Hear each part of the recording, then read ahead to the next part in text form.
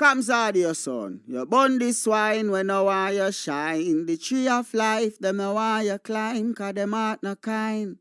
Kams, I say them heart no kind. Buxton Massive, Kidaki, Red Hat.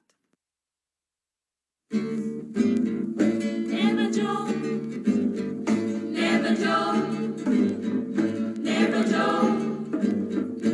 Oh, money, never, money, never, money, money, never, money, money, I know what you can even money, money, never, money, never, money, money, never, money, money, you can keep, you can even money.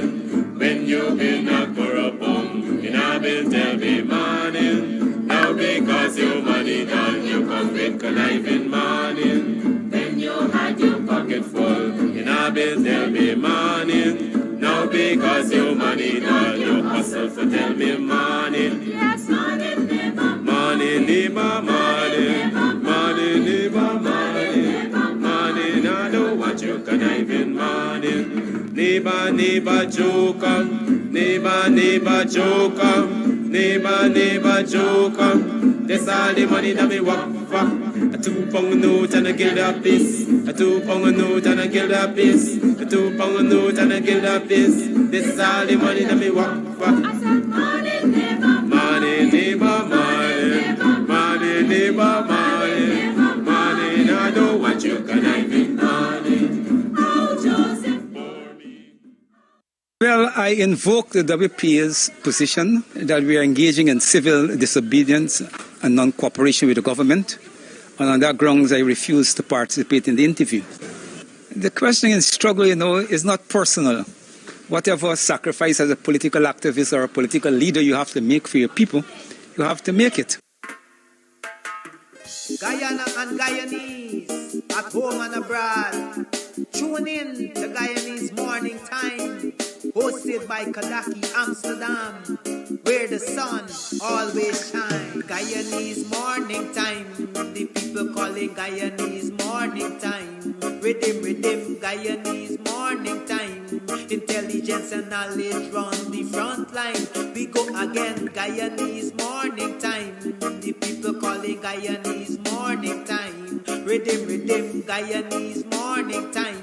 Intelligence and knowledge run the front line. We go again. We rise up early morning watching Kams Tv, where wisdom and knowledge, yes, it is the key. Exposing corruptions over land and sea, where the wicked politicians, they try to trick me.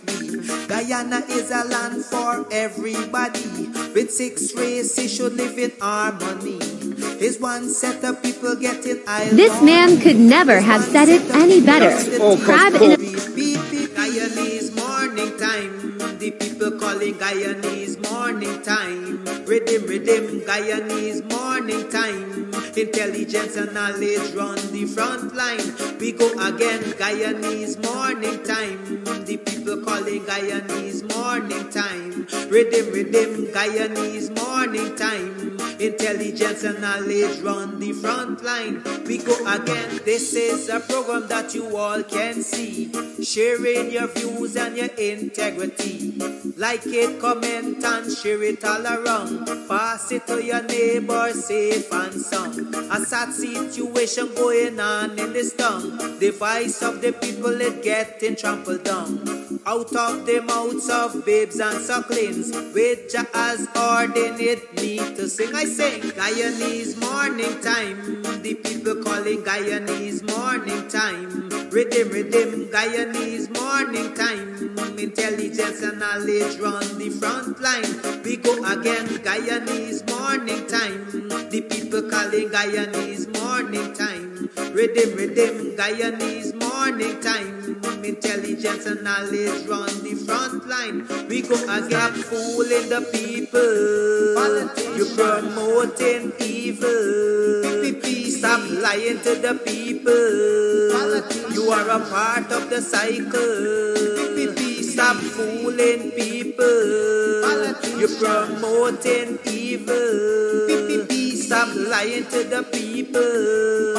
You are a part of the cycle. I say, Guyanese morning time. The people calling Guyanese morning time. Rhythm, Guyanese morning time. Intelligence and knowledge run the front line. We go again, Guyanese morning time. The people calling Guyanese morning time. Rhythm, Guyanese morning time. Intelligence and knowledge run the front line. We go again. They got Rickford, Bork and Mark Benchcop. David Hines and Kadaki Amsterdam. Sherrod Duncan, Nigel London. Normal Brown and Gavin Matthews. Big up Paslow Port People Governor. Simona Brooms, Robin Simpson. Hampton Green and Winston Jordan. And yes, we can go right on and on. Guyanese morning time. The people calling Guyanese morning time. Rhythm, Guyanese morning time. Intelligence and knowledge run the front line. We go again, Guyanese morning time. The people calling Guyanese morning time. Rhythm, Guyanese morning time. Intelligence and knowledge run the front line. We go again. The relatives and friends of young Wyndham Bacchus, they deserve justice. The family, the relatives and friends of our in Boston, they deserve justice. The family, the relatives and friends of Peter Headley, they deserve justice. And so when we say that Guyana is an apartheid state, we have the evidence to show.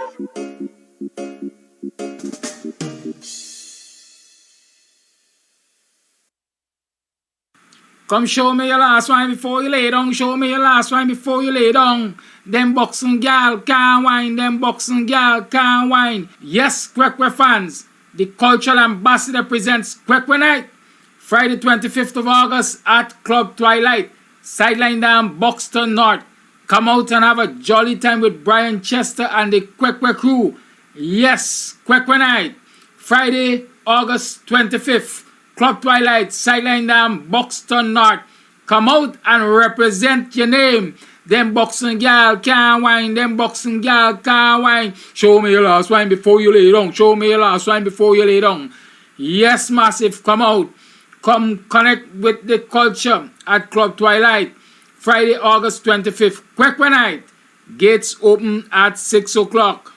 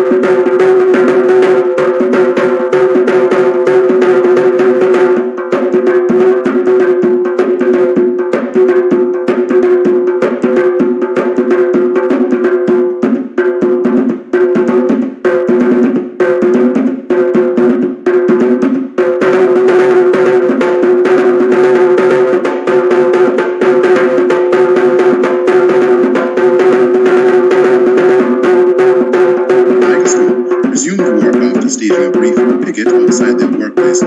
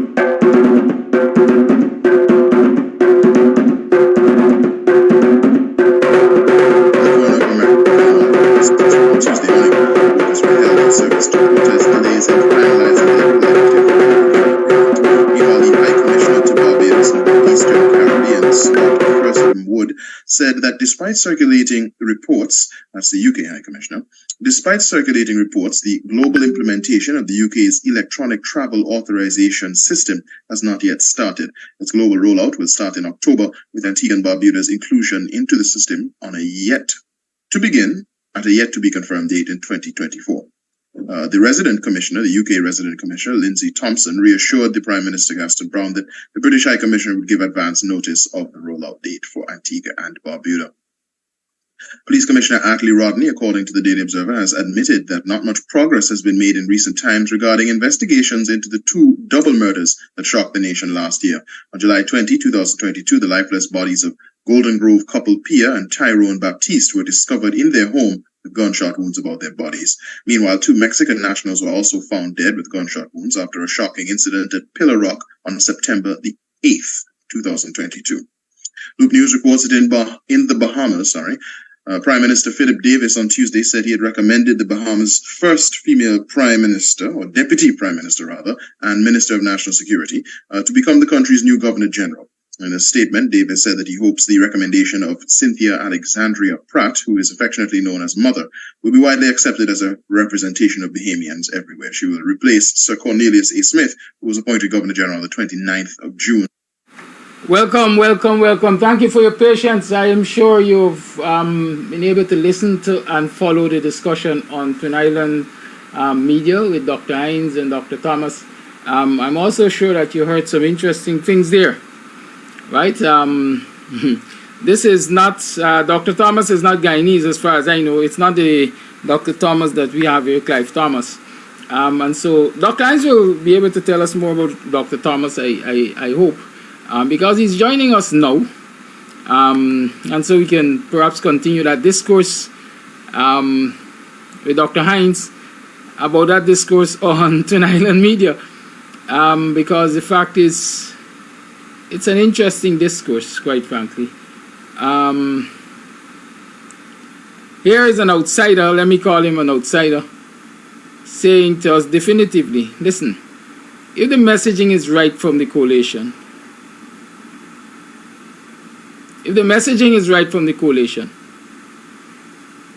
the APNU can see itself back in power in a shorter time than many people anticipate.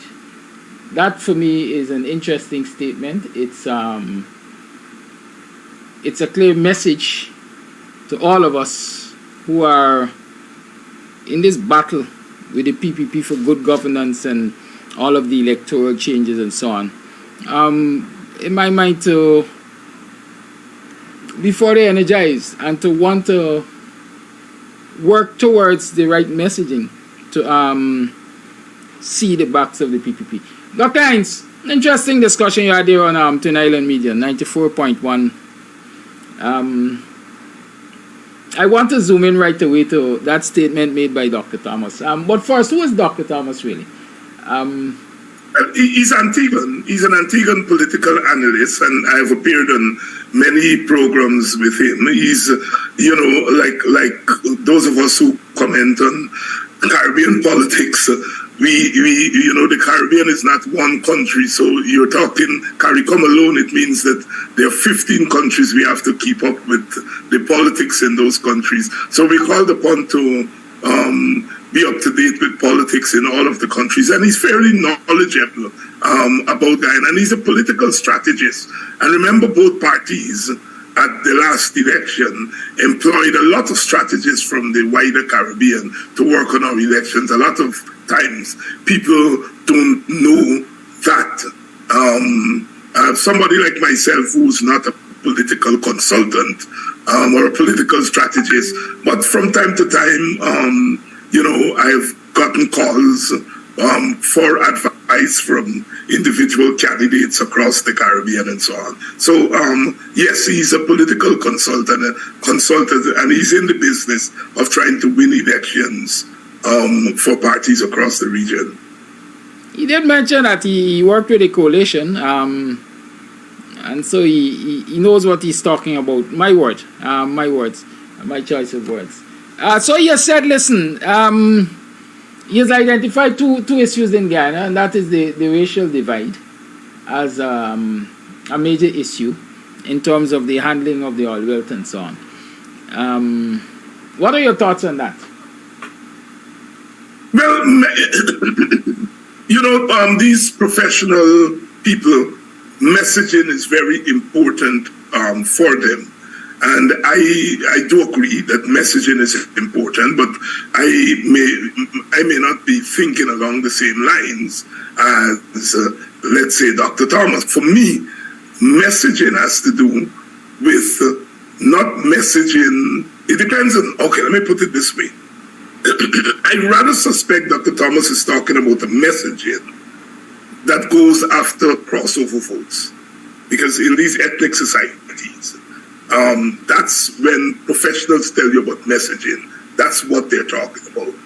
But I think that there's also another kind of messaging, and that is the messaging to your base. Because from a political strategy standpoint, and this is not, you know, David Hines, the political partisan person.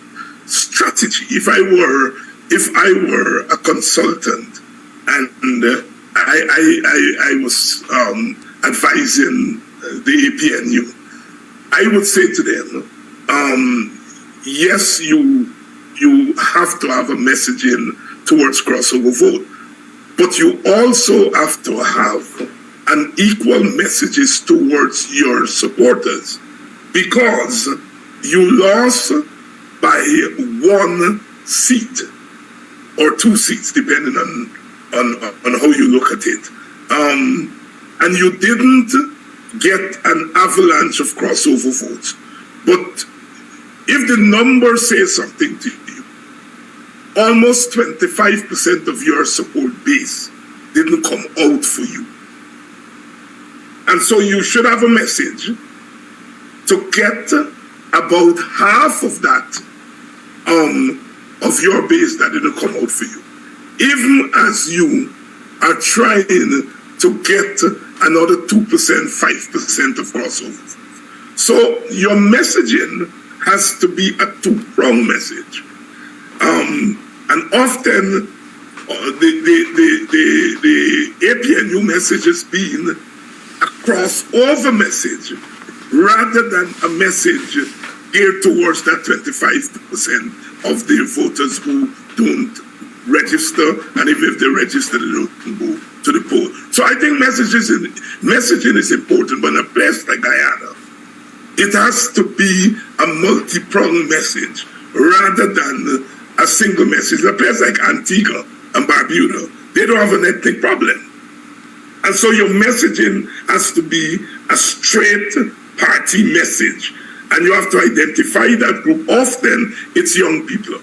In a place like Antigua, the last election, it was young people, new voters, who were making a difference. And the messaging of the opposition, UPP, was geared towards the young people. And they came within 2 seats of winning the election. They came from a situation of 1 seat to, I think, about 8 seats. And so messaging in those countries are different from the message in a place like Trinidad and Tobago and Guyana and Suriname.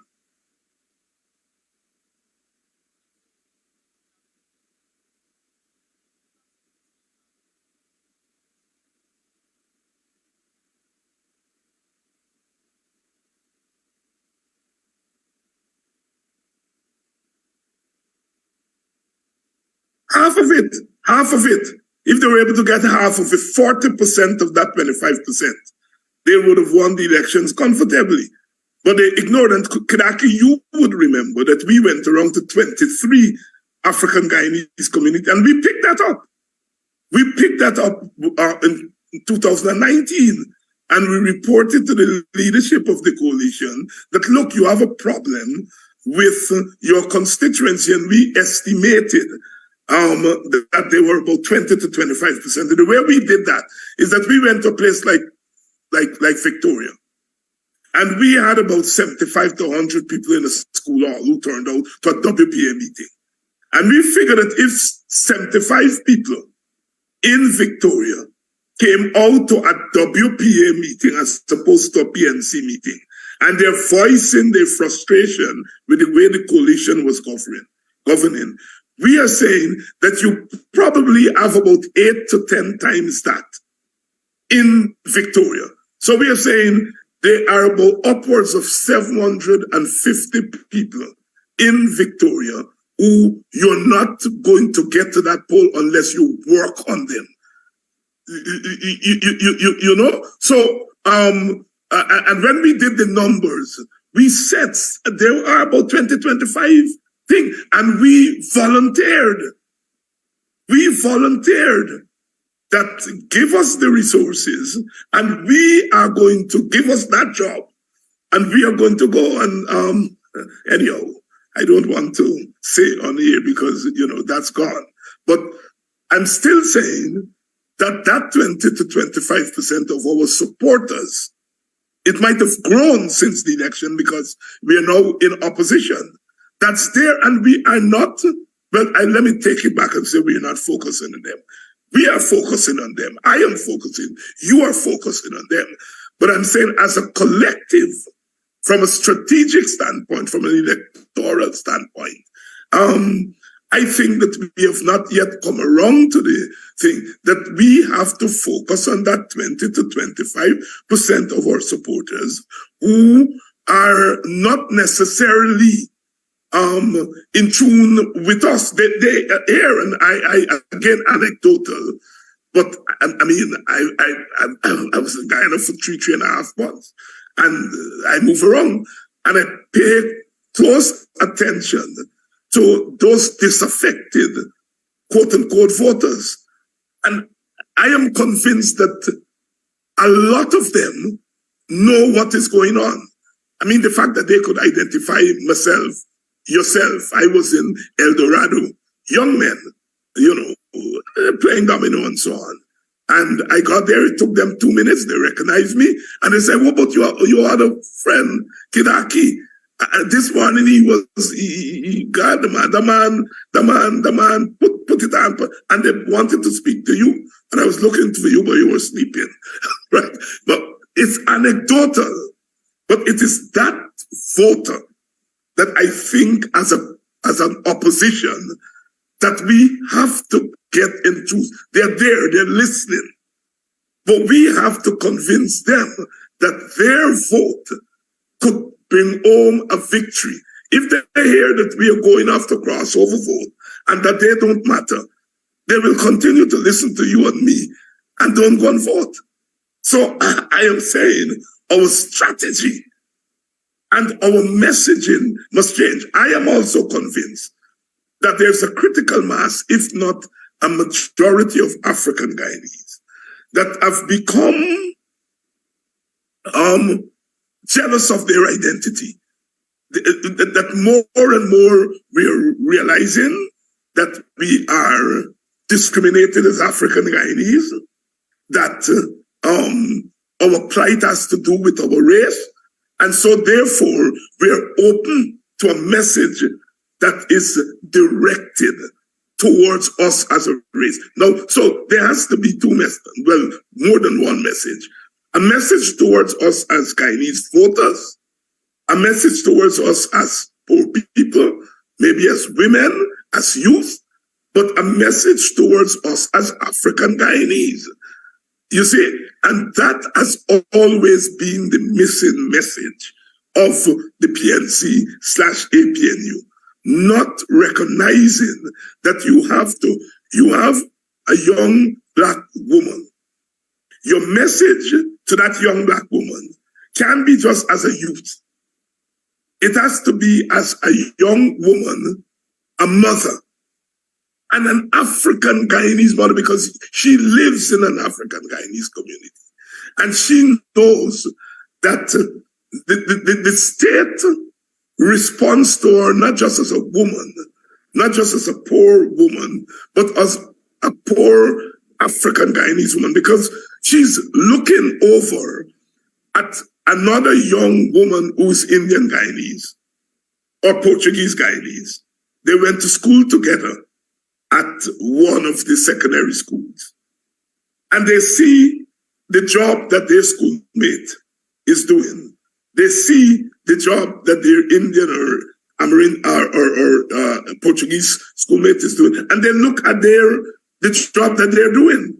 And they're measuring, you see? And they're coming to the consciousness that we went to school together, we passed our subjects together, but look at where she is. She owns a business. She is earning so much money. Here I am. I am working in the civil service. I'm a teacher. I'm earning $90,000.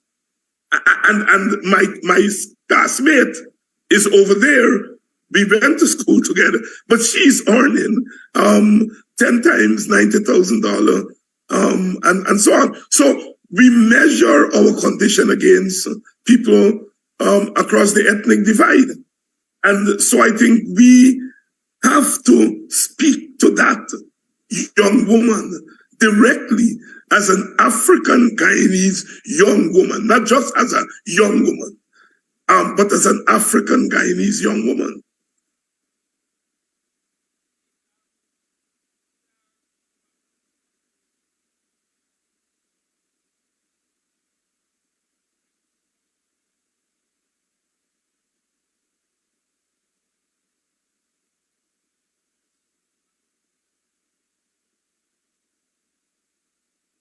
I don't know. We all are doing work. I mean, even as I am criticizing the party, I am doing that work. You are doing that work, right? So it's not that we are criticizing, we are not doing the work.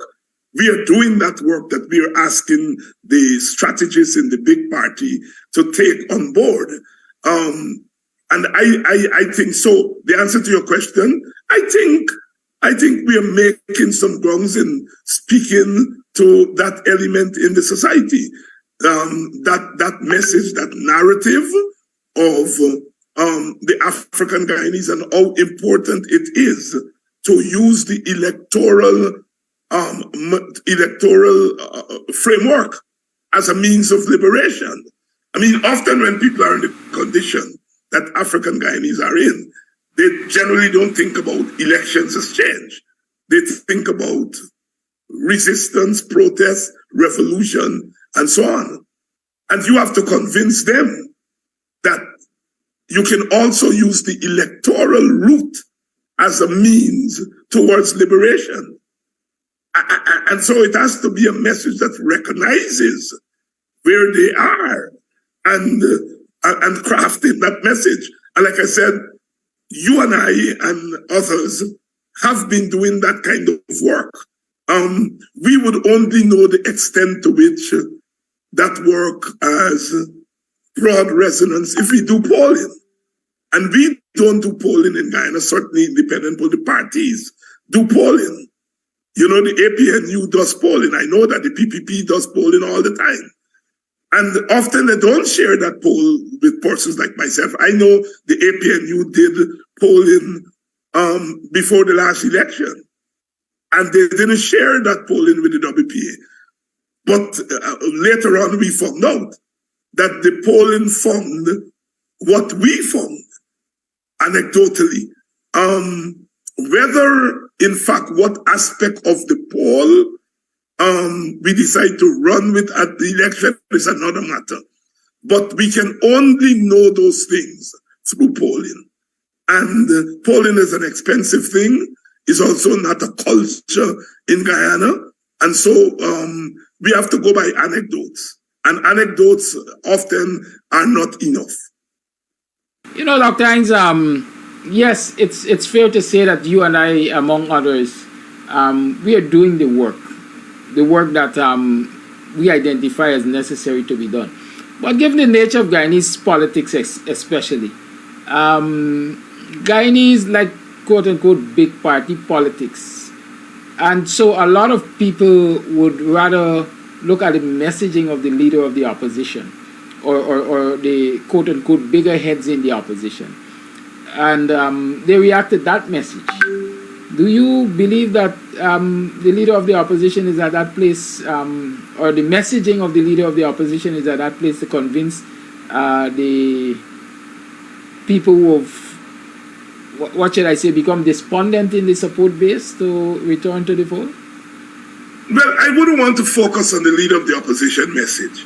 I would rather focus on the first question you raised, and that is the way we are oriented towards big party politics. I think that itself is undergoing some modification. I wouldn't say change.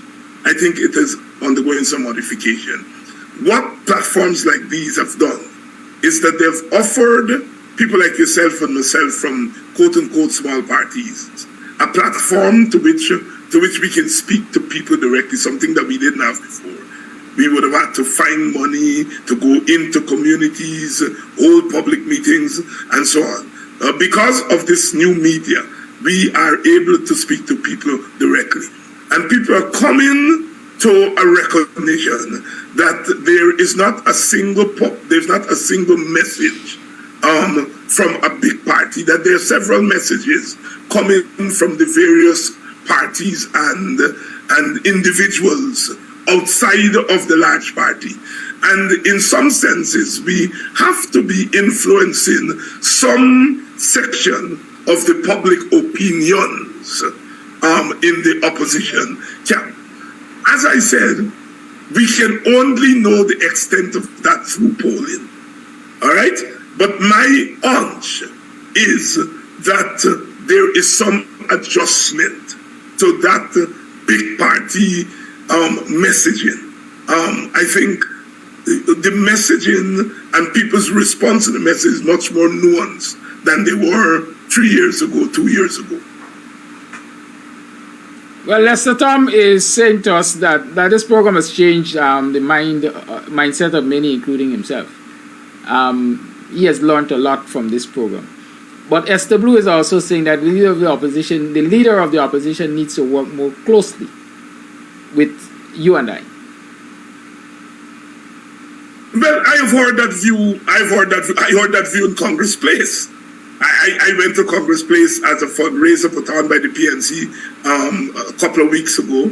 They had a oldies dance there, and I was told that by many people who I rather suspect are either PNC or they're split between, the PNC and others. I take my village, our village, Buxton, as a good example.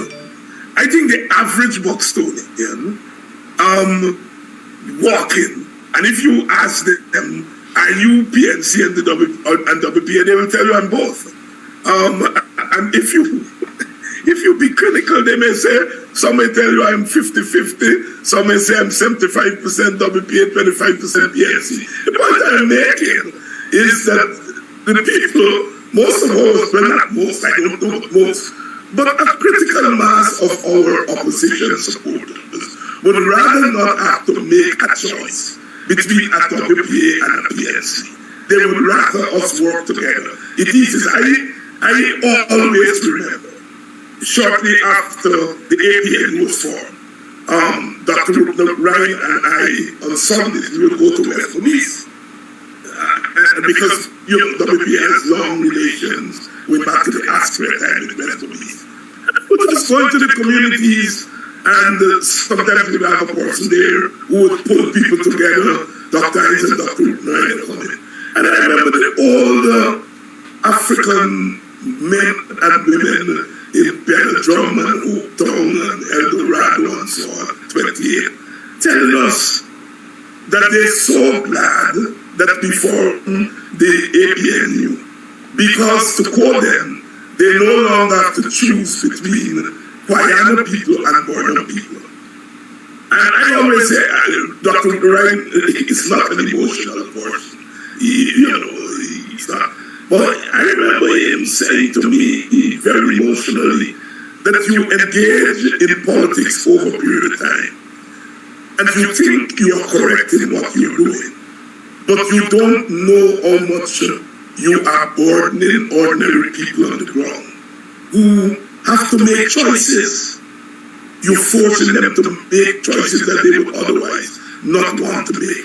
And I think that we are at that point again in our politics, certainly on the opposition side, on the African Guyanese side, that our people prefer us to work together rather than be working against. And we have to decide what are we going to do. Now, I am not prepared. I am telling you that. I will argue with WPA. I am not prepared to work in a coalition of parties in which I am seen as a small party who don't bring nothing to the table. You know, I think at the end of the day, we know that the PNC is the largest party in terms of resources, in terms of longevity, in terms of ability to mobilize voters and get more voters out and so on. But I do believe that there are things that other parties like ours bring to the table. And, I don't want to be in a coalition that you decide before an election that I'm a one-seat party. And so you're treating me as a one-seat. I'm doing 20-seat work, but you already decide if you win, you can give me one seat. I have a problem with that. I am doing work. And I think at the end of the day, each party, regardless of size, has to be respected for the work it does. All right? I suppose we have a little sway in a place like Buxton. I have no problem in inviting the opposition leader to come to Buxton and give him center stage. Because I think he's the opposition leader, and he ought to speak. I have no problem in arguing in organizations that I belong to that the opposition leader should come, because I am thinking strategically. I am not thinking big party and small party. I'm saying I have a little bit sway in this community, and my party. I must bring my partner party to increase that space that's there. And I don't know that the other party behaves in that way, but the more we behave in that way, the better. Where we have space, bring our partners to increase that space. I am prepared to stand on anytime in a place that I may have a little bit of sway for the opposition leader, because I'm thinking team, T-E-A-M. I am thinking winning. I am not thinking big party, little party. I'm not thinking territorially and so on. I am saying that as an opposition, we have to begin to think that way, because you're going to get resistance from somebody like myself, and I suppose from you, if you continue to just treat me as peripheral when I'm doing center work, and you're treating me as peripheral. So the opposition has to undergo thinking. It's strategic thinking. If we are going to maximize our potential at the next election.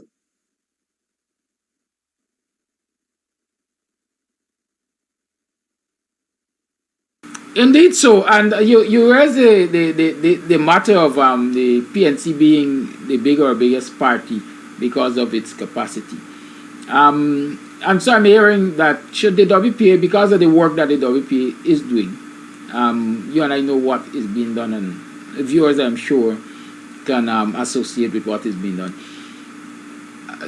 Isn't it possible that with capacity, we can perhaps match the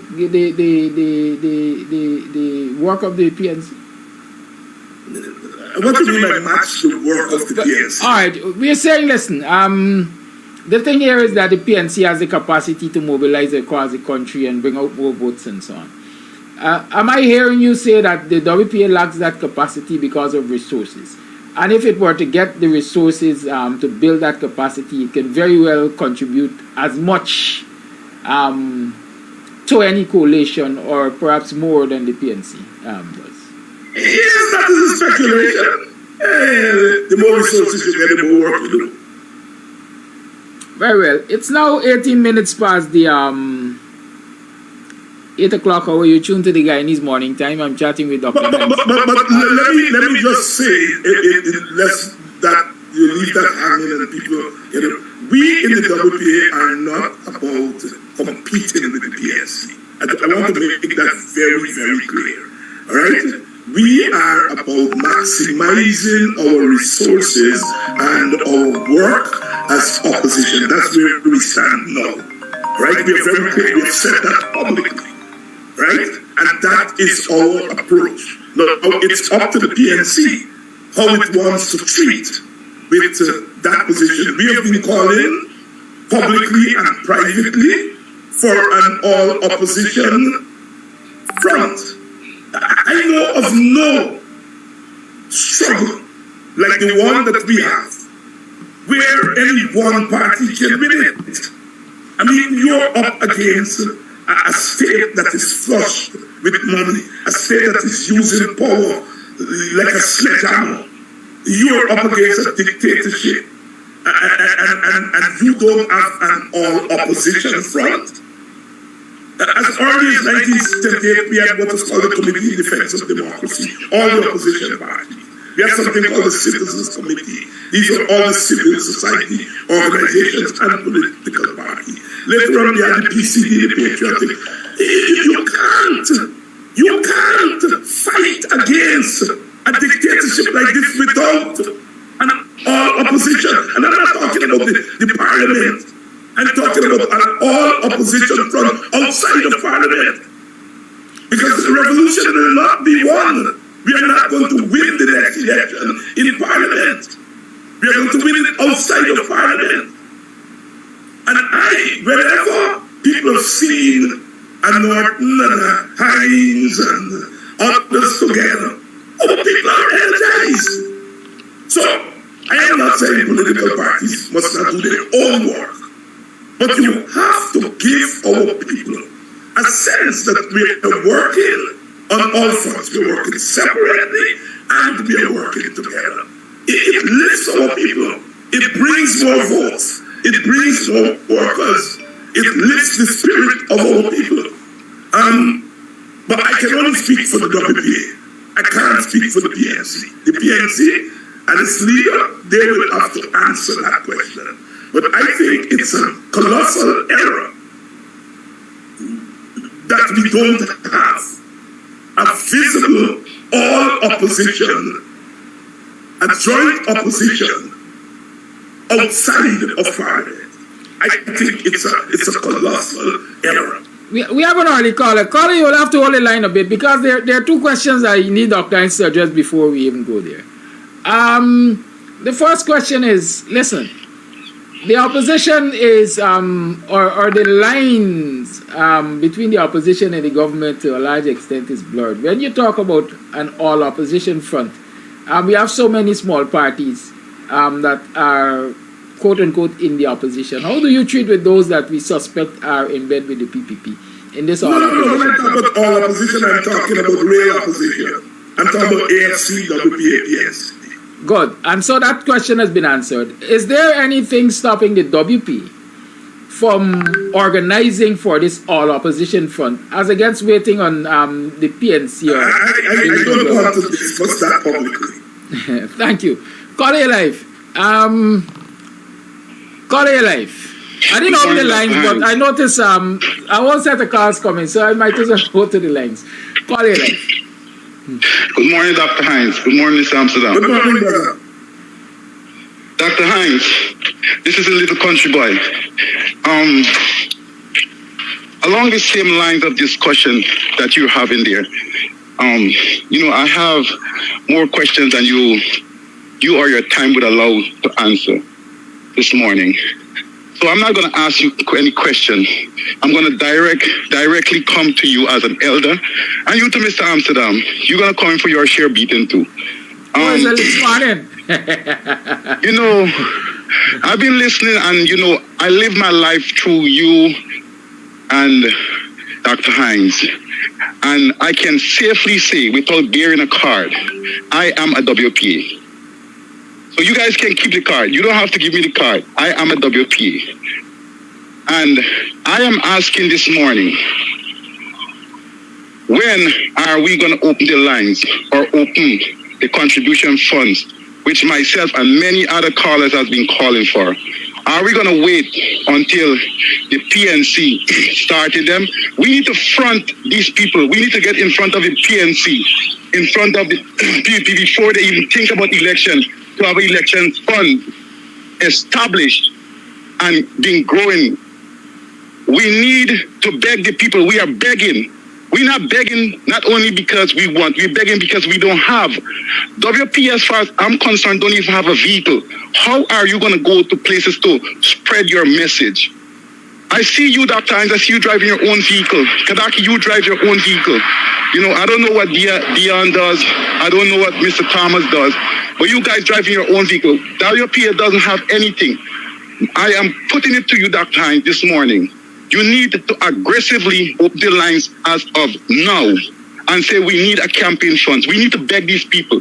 You went on critics the other day. Tell critics you need some money to fight against them. Tell Jack, we need some money to fight against them. All the Ricks and all them, we need that. I am going to make my contribution. I know you have Rhonda on the line. She's going to make her contribution. Everybody's going to make a contribution, but we need $100 million right now to start fighting these people. We need to put a number to it. We need to aggressively pursue it. And I'm saying it to you this morning.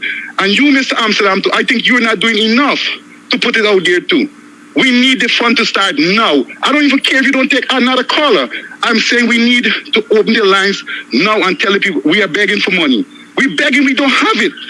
So let's beg for the money and start now. Let's fund the PNC and approach the PNC too. Tell them we need money. We need to get monies now. That's my contribution this morning. I want to hear you speak about to it, Dr. Hines. Thank you, caller. Dr. Hines. Yes, and we are going to open that fund in another week or two, not more than 2 weeks. We are going to launch that fund very, very shortly. I'm also saying that I am back in North America now because I have to come back to work. I would rather be in Guyana. But I also want to say to listeners that I'm available to come to any part of America, Europe, to make appearances and to do fundraisers. Those of you who are supportive of me, of Kidaki, of the WPA, I am open. I notice the opposition leader is touring North America, and I think that's a good thing. I'm saying that I am open to doing those kinds of engagements. I will pay my own way to come. So because I will be coming to speak directly to Guyanese and their friends, but also to raise resources. So I am open for those kinds of engagement, whether it be in America, in Canada, in Europe, in the Caribbean. I will make the time. So I want, in addition to the campaign fund that we are going to launch shortly, is to say that I am available to come to speak to communities. And people can organize that. You don't have to be, if you're a supporter of the WPA and supporter of us, by all means, organize it. I don't mind coming to speak to 30 people, 40 people. It doesn't matter to me, and you may not be WPA, but you may like the work that I do, or Kidaki does, and we are open towards coming to parts of North America to speak to people, even if it's not a fundraiser. I am open to coming to contribute to that conversation. Thank you, Dr. Hines. Caller, your life.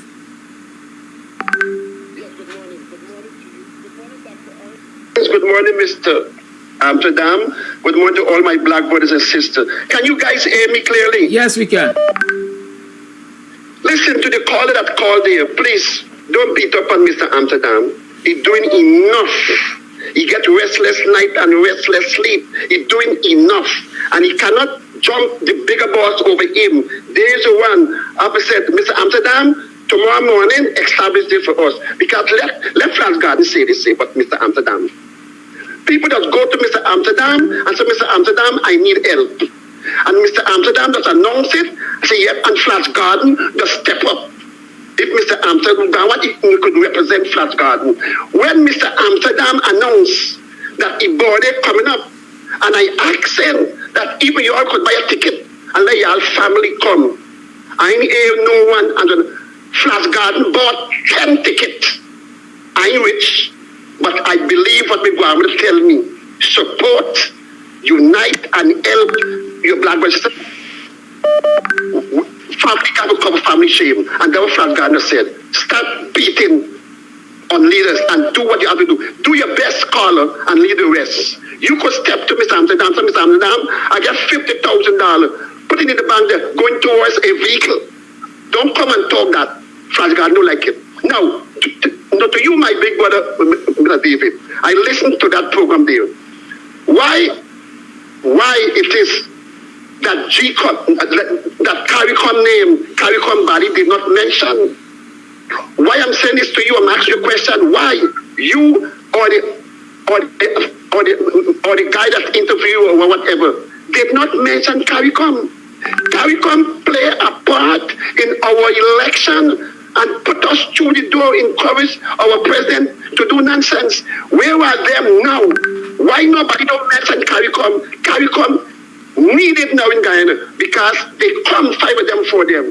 And one of them tell Mr. Granger, step down with dignity. You always will be a next election. But when was he trying to step down with dignity? He said he don't want no people to come and overlook our election. He said plain, the Trinidadian people are bright enough for take care of the business.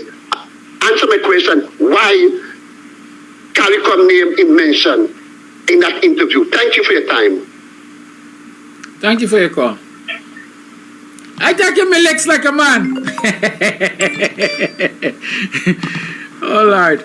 Listen, y'all see me smiling. I usually tell you a smile or a laugh is not always funny, but sometimes it is so real or perhaps embarrassing that you cover it like that. Call your live, good morning.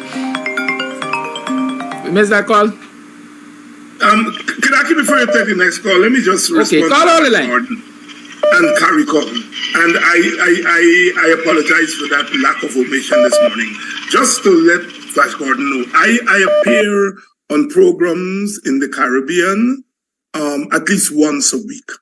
And I deal with, sometimes I have more time to do a more comprehensive analysis. And then, you know, issues like CARICOM come in and so on. But I do agree with Flash Gordon that that was a glaring omission this morning from the discussion. But to assure him that it's not usually an omission. Sometimes I get an hour to discuss things. Sometimes I get 20 minutes, 30 minutes. But I'm out there all the time in the Caribbean pushing our narrative.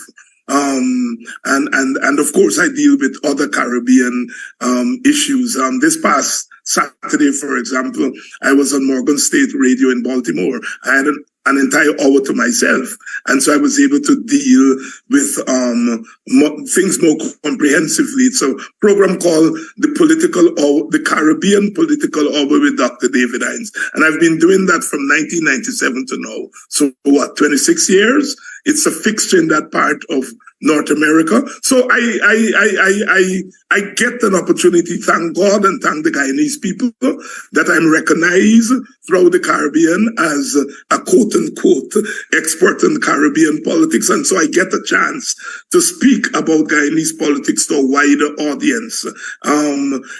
Sometimes when I go to places like Antigua and Barbados and so on, people recognize me on the streets.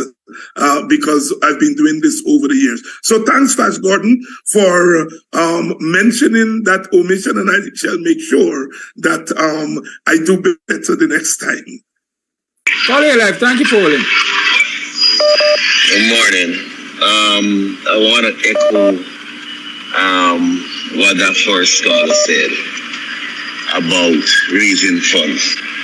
I have said something about a conservative way to raise funds from the diaspora over here. I've raised it with opposition politicians. And you know what the pushback is? Oh, the leadership. But the leadership is the leadership. But what I know for sure, elections is coming. Elections is constant. And regardless of who is there, when elections come, you need money. And they're not listening to people. So I'm glad if people, if WPA could run with that. $20 a month from 20 people, from 1,000 people for 2 years is going to give you $500,000. You understand? I don't see how they expect to raise funds by coming over here, one, holding fundraising dinner, when $1,000 gotta go to rental of that hall, you still gotta dish out money and give to the people who prepare stuff for you, and it makes no sense. It makes absolutely no sense because you can't hold a fundraiser dance every weekend. But you could get a $20 from 1,000 people every goddamn month end, right? You could get a $20, I'm sure. That's sure if you got 1,000 people that is committed to pledge that, they will do it. So that's the thing, WPA could run with it. I am ready to give you all my $240 a year because it's a waste. Look into my closet and I got things more than $240 that I ain't even putting on my back. I gotta give it to Goodwill or somebody that I won't see the money, what that money is doing. So our people gotta get sense and start raising money. Elections is coming, elections is money. Number two, Dr. Hines, I don't think that we should be giving critics, algorithms, any kind of oxygen. Critics and Freddie Kissoon, I don't think that we should ever go and use their mic anymore because there's nothing we could do with his audience. All we're doing is making his algorithms look good. He's spreading bigger. His numbers going to look good out there on YouTube and everything. So we should never be contributors to those people's algorithms. When you look at the comments, you could see these people are learning nothing from the food that you're feeding. That food that you're feeding, you should give it to our young people who are hungry to deal with issues, who are hungry for information and hungry for issues, to go out there and share that to other young people. Our thing can't happen on critics and Freddie Kissoon.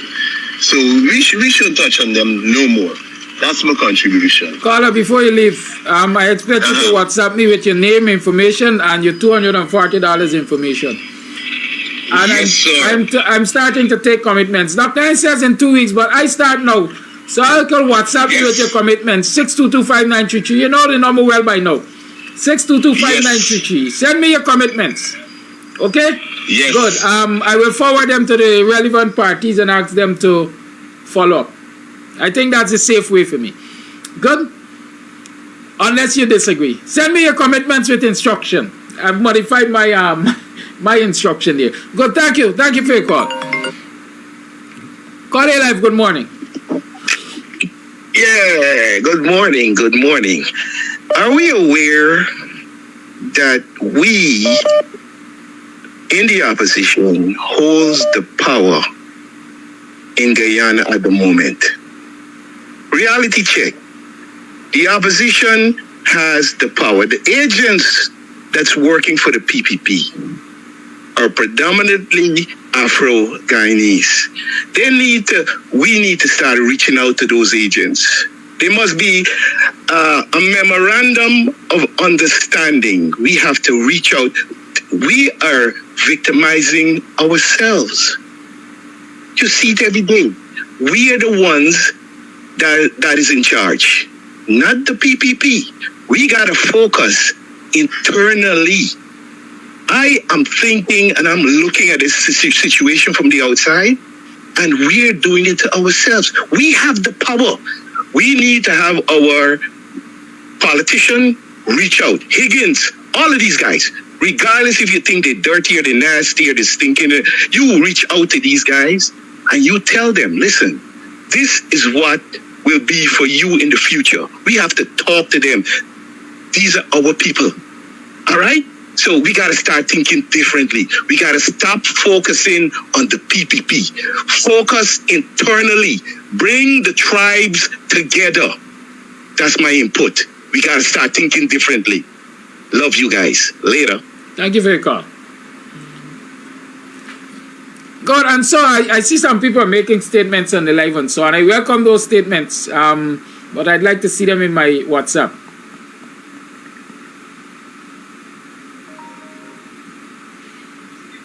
Don't worry, according to them, you could even get at Legacy. We can make arrangements to collect your contributions. Call it live, good morning. Good morning, Sadaki. Good morning, Dr. Hines. Good morning, all viewing this morning's program. I have two questions for Dr. Hines. Caller, you have to turn on whatever you're listening to. I have two questions for Dr. Caller, Hines. you have to turn on what you are listening to. You have two devices. One is playing in the background. It's distorting your call. I have two questions for Dr. Hines. Caller, when you listen to the replay, you're going to hear what I'm saying. The lines remain open. 6225933 is the number to call. Understand that, like I keep saying, when you call the program, you have to have a one-way conversation with me. You can't be listening to your devices and speaking at the same time, because there's a delayed effect and there is also an echo effect and a feedback effect, so it makes the program distorted. Good? It's not me being rude for this to disconnect you. It is me being rude to, well, not him being rude, me dealing with the interferences on the program so it doesn't aggravate other people. Call it live, good morning. Yeah, good morning to you and good morning to Dr. Hines.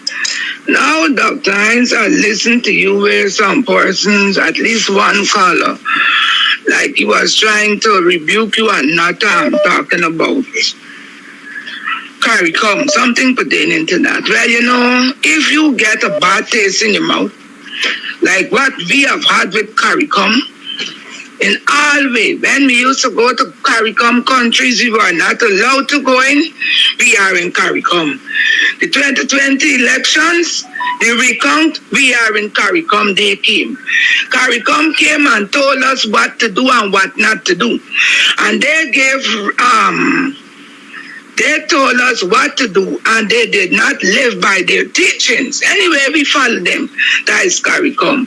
Mia Martley put us on the fat people country. I wasn't she?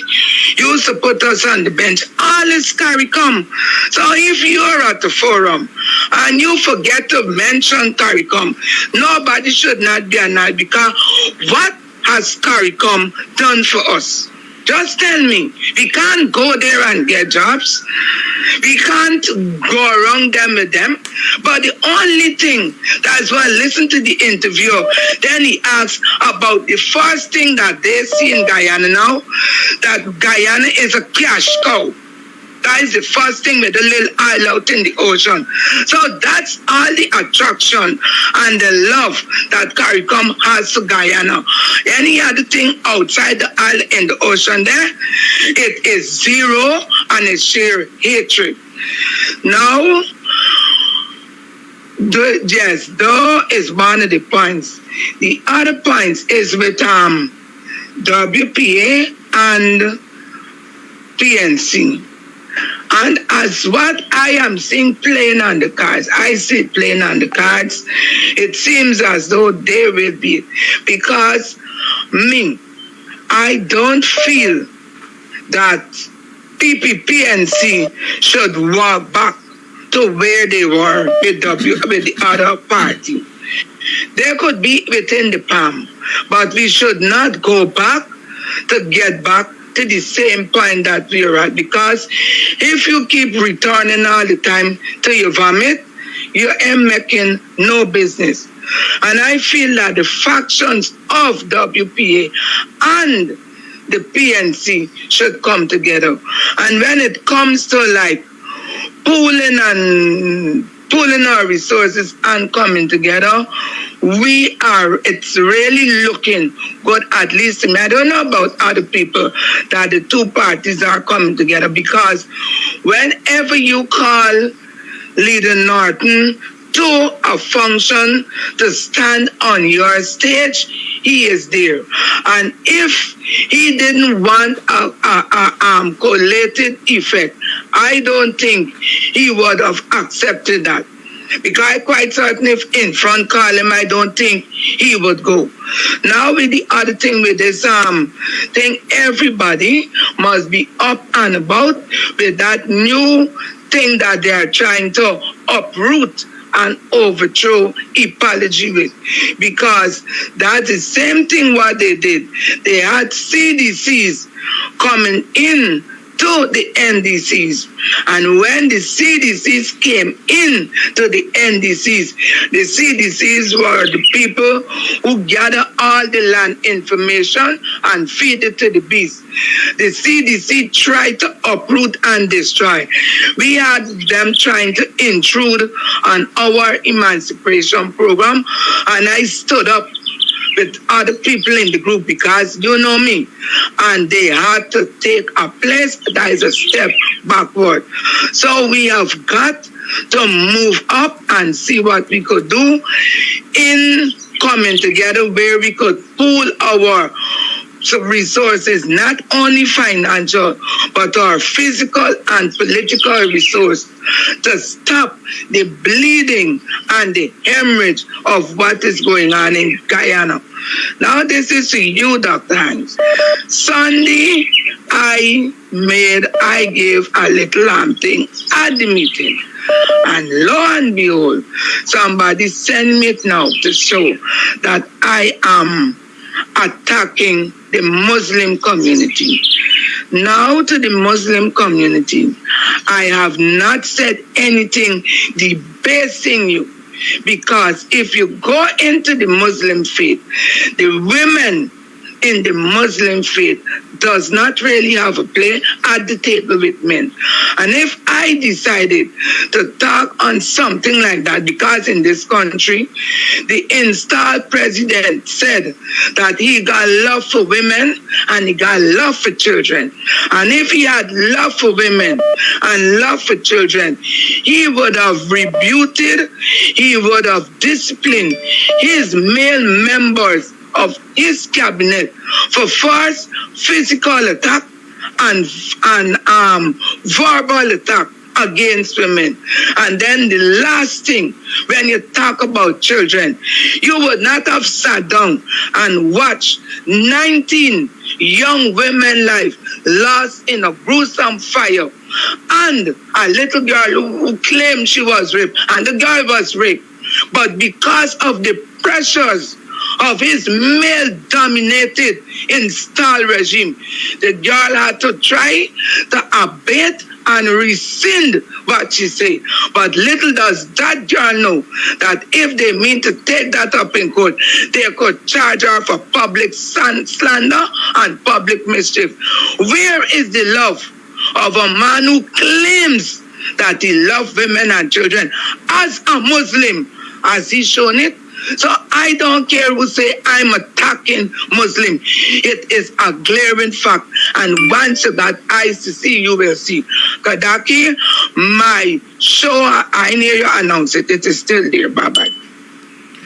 Thank you. There are several comments I'll make before Dr. Hines responds, if he is going to respond to anything here. First, let me remind you that the Denhamstel Majorettes has their 7th annual concert at the Denhamstel Community Center, and it starts 3 p.m. and it is going to be on this Sunday. Right, so Sunday 20th of August, the Denhamstel Majorettes presents the 7th annual concert, Emancipation Concert, that is. The cost for entrance is $500, and you will enjoy skits, dances, there are lots of things to eat and drink at the bar, and African dishes will also be on sale. So go there and support Rhonda and the Denhamstel Majorettes. Now, in terms of the other things Rhonda spoke about, let me clarify. When the caller spoke about Dr. Hines not mentioning CARICOM, I gather that you were saying Dr. Hines did not mention CARICOM as part of the Guyana problem. Right? The Guyana 2020 election problem. It wasn't, the caller wasn't looking for, quote unquote, a positive mention of CARICOM. He was really saying to Dr. Hines, yes, you highlighted some of the problems which affected the elections and what is happening in this country, but you have not named CARICOM as one of them. And CARICOM is one of them. Right? The other thing I wanted to say is if you will take time to explain your actions to every Tom, Dick, Harry, and John, you ain't gonna get no time for yourself, Rhonda. Stand firm to what your beliefs are, and you speak your truth and you speak it clearly. That's all I have to say. So if every time you comment on a program or so, somebody is calling to tell you or sending you a message to say you attack this or you attack that or you attack the other, in short, what they're trying to do is get you to shut up. Dr. Hines. Yeah, I heard Rhonda's comment on Sunday. I was there. She was not attacking Muslims. It is no secret that all religions have a woman problem. Christianity, Islam, religions come out of a patriarchal order, patriarchal lineage, and you know, she was just stating a fact. You know, you state a fact. Rastafarians who we love, they have a problem with women too. You know, they're doing better now. So no, Rhonda was not attacking Islam. Your thing on Flash Gordon CARICOM comment is in order. Rhonda, I bought 4 tickets. I get those funds to you. Please give those 4 tickets to 4 young people so that they can attend.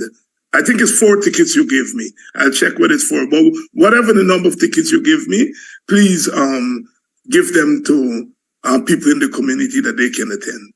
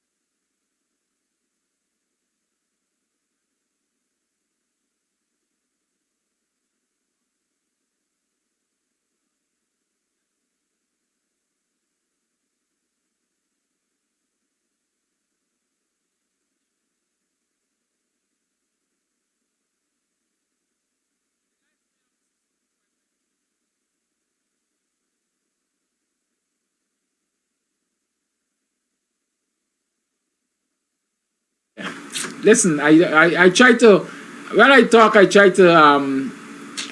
not, when other people are on the call, I try not to let it echo. So I have to pull on the microphone. I don't ever remember it. But I was saying this, apart from the things I responded to in terms of Rhonda. I don't know if you heard me, but let me tell you what I said about Rhonda quickly. First I said, Flash Gordon, well, you heard Dr. Hines respond to that, so I really don't need to go there. But Flash Gordon was really looking for Dr. Hines to say, or to address the CARICOM role or the negative CARICOM role in impacting the 2020 elections. He has addressed that. To Rhonda, I was saying, listen, you can't explain yourself to everybody. And so if every time you make a comment, somebody sends you a clip to say you attack this person or that person or the other, in short, what they're trying to do is get you to shut up, and you should not allow them to intimidate you. It's free speech, it's a democracy. So speak your truth and speak it clearly. Then finally I said this. I've heard comments, and it is a fact that Aubrey Norton, as leader of the opposition, leader of the PNCR or whatever, always makes time, or most of the times would turn up on a WPA platform if he is invited to speak on the WPA platform, or even when we organize as communities, as in the 1st of August movement and the cultural evening we had and so on. He would come and he would speak and so on. A good indication that he's willing and ready to work with those of us of the WPA and so on. What I would like to see is reciprocity. right? I have not seen, I might be wrong, but I have not seen the opposite happening. Let's say that WPA people are constantly invited to be on the PNC's platform whenever they have public meetings and so on, as a show of camaraderie and so on. I have not seen that, and I'm saying that I am aware that there is a lot of pressure out there on the PNC and on Aubrey Norton to distance themselves from the likes of Dr. Hines and Kidaki Amsterdam and the WPA, because it is the view of many that our message is not what they want to hear, because it's a message, in my mind, of liberation. The PNC and the Aubrey Norton must come to a stage, and I think sooner rather than later, where they say to the naysayers, we are not going to be cowed. We are not going to be cowed into distancing ourselves from the WPA, because they have a message that's relevant. And so I want to see that reciprocity. Caller, your life.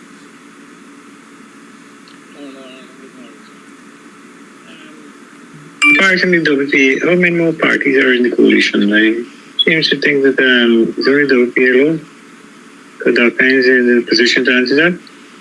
Dr. Hines, you have a question here?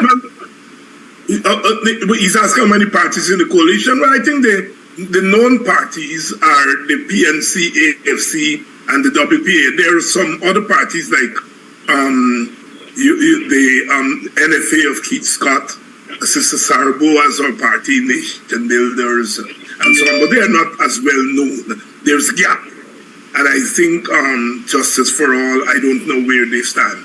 But the major parties in the opposition, that is minus the other so-called opposition parties that are on the other side, are the PNC, the AFC, and the WPA. Thank you.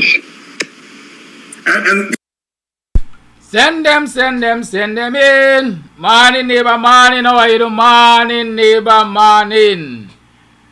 Good morning. Welcome to another program of Guyanese Morning Time. It is now 7 hours 26 on the 17th day of August in the year 2023. I am your host, Kidaki Amsterdam, the Bostonian. Welcome to the program. Let me tell you that the 1823 movement is hosting that 200th anniversary of the 1823 East Coast Rebellion tomorrow. Tomorrow is Friday? Yes, Friday. With a march, and they are going to be marching. They're going to be marching from Mahaica all the way to Georgetown at Parade Ground, and that march starts at the march starts at Mahaica, like I said, or the event starts at Mahaica, and that will be in the form of a motorcade up to Bachelor's Adventure, I think it is, and then they will walk. Okay, from Bachelor's Adventure to Georgetown, they will do that walk. But so keep that in mind. Tomorrow, make it a date, don't be late. The 1823 movement is inviting you to commemorate. You know, when we did the youth culture camp last week, Friday, with some youngsters, I would use the word appalled. I was appalled at the fact that a lot of these young people do not know, they hardly know the significance of coffee. 1763, they hardly know the significance of that. All they know is a monument. They don't know, its representations and stuff like that. They don't know that there were other revolutions or rebellions in this country and stuff like that. And so it's interesting, and it's important that these things be publicized, and that we tell our children about them. So the 1823 East Coast Demerara Revolution Bicentennial, a commemorative walk, motorcade and walk, African drums and high frequency vibration. Don't miss it for the 1823 East Coast Demerara Revolution on the 18th of August 2023. Celebrating 200 years of the cooperative village spirit and honoring our 1823 bicentennial martyrs, reviving their spirit, starting from Mahaica East Coast Demerara to Parade Ground in Georgetown, Guyana. The walk will be in the form of a relay starting at Mahika, then Tans Grove, Victoria, Golden Grove, Haslington, Paradise, Beirut, Bachelor's Adventure, Buxton, Success, Pleasance, Kitty, Parade Ground, reliving the martyrs' final journey. Sister Penda can be reached on 688-2915 and Sister Roslyn can be reached on 643-1892 for further information. So yes, come out tomorrow. One thing is missing from this flyer. I hope somebody from the 1823 movement is listening, because there is no time for this commemorative walk to begin. Right? There's no time for it to begin. But it will happen tomorrow. And it starts in Mahika and heads all the way to Georgetown. And so if you're in any community along the route, please make yourself available to join in the march, to join in the walk, because this is, we think, this is the ancestral legacy we are remembering and we have to relive, because of the fact that people without knowledge of the history are doomed to make the same mistakes. They're like trees without roots. How many of you know about the 1823 revolution, rebellion? I like to talk revolution. 1823 rebellion. Do you know that it involved more than 10,000 slaves? Do you know that the people they accused of being the ringleaders, they were decapitated?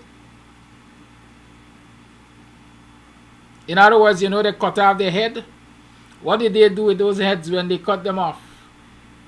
They put them on stakes and they planted them at parade ground. Do you know that? That is why when we say parade ground is sacred ground, we are serious, because it has the blood of our ancestors on it. The heads were left out there as a warning to others who dared to rebel against the inhumane system of slavery and human degradation. Let's remember that. Good. So if anyone from the 1823 movement is listening, I'm asking again that you inform us of the time when this commemorative walk will start, and so that we can be so guided.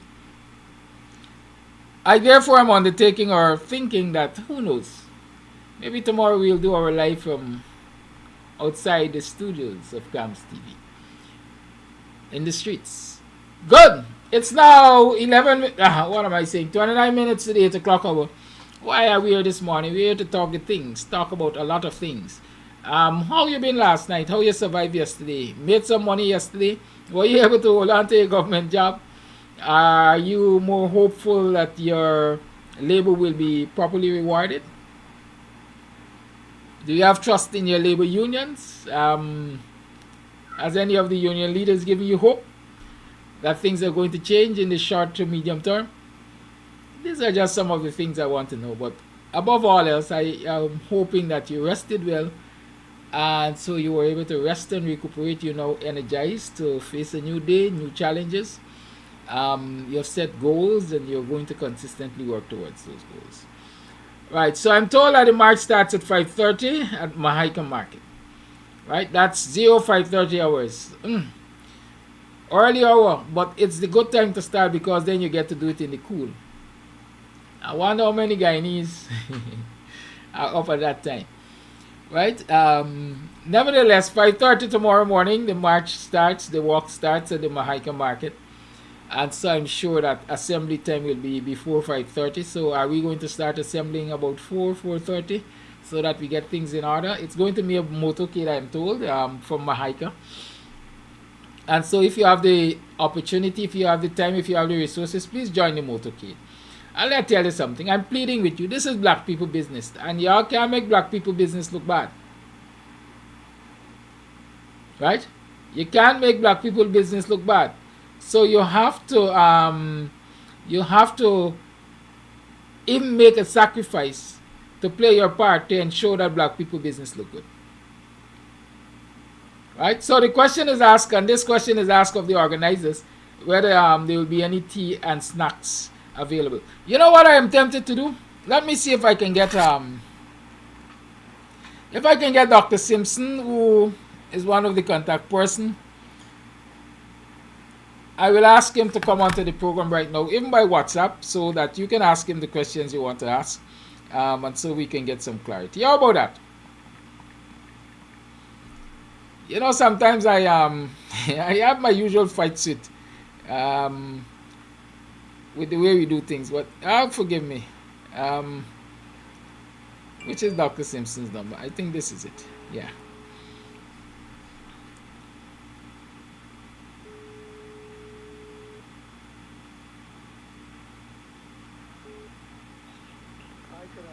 Dr. Simpson, do you have a few minutes you want to join me on Zoom and let's talk about the 1823 commemorative walk tomorrow?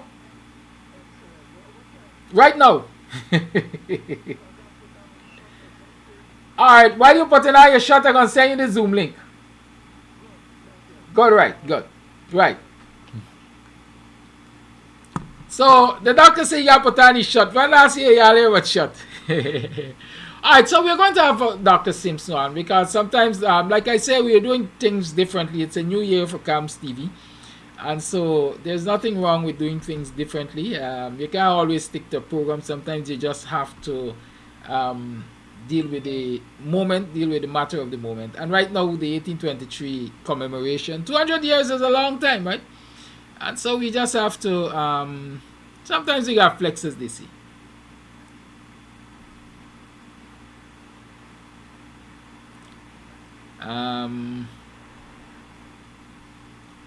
We got flex.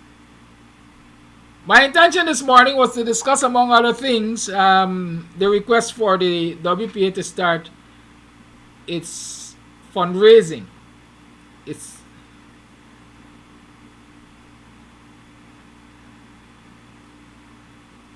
electoral campaign fundraising. Right? Yesterday, the challenge was given. I accepted the challenge. It's the responsible thing to do. And I said yesterday, you know, you guys can start calling me and making your pledges. And so I can have the necessary follow-up done. Good. But of course, some people are shy.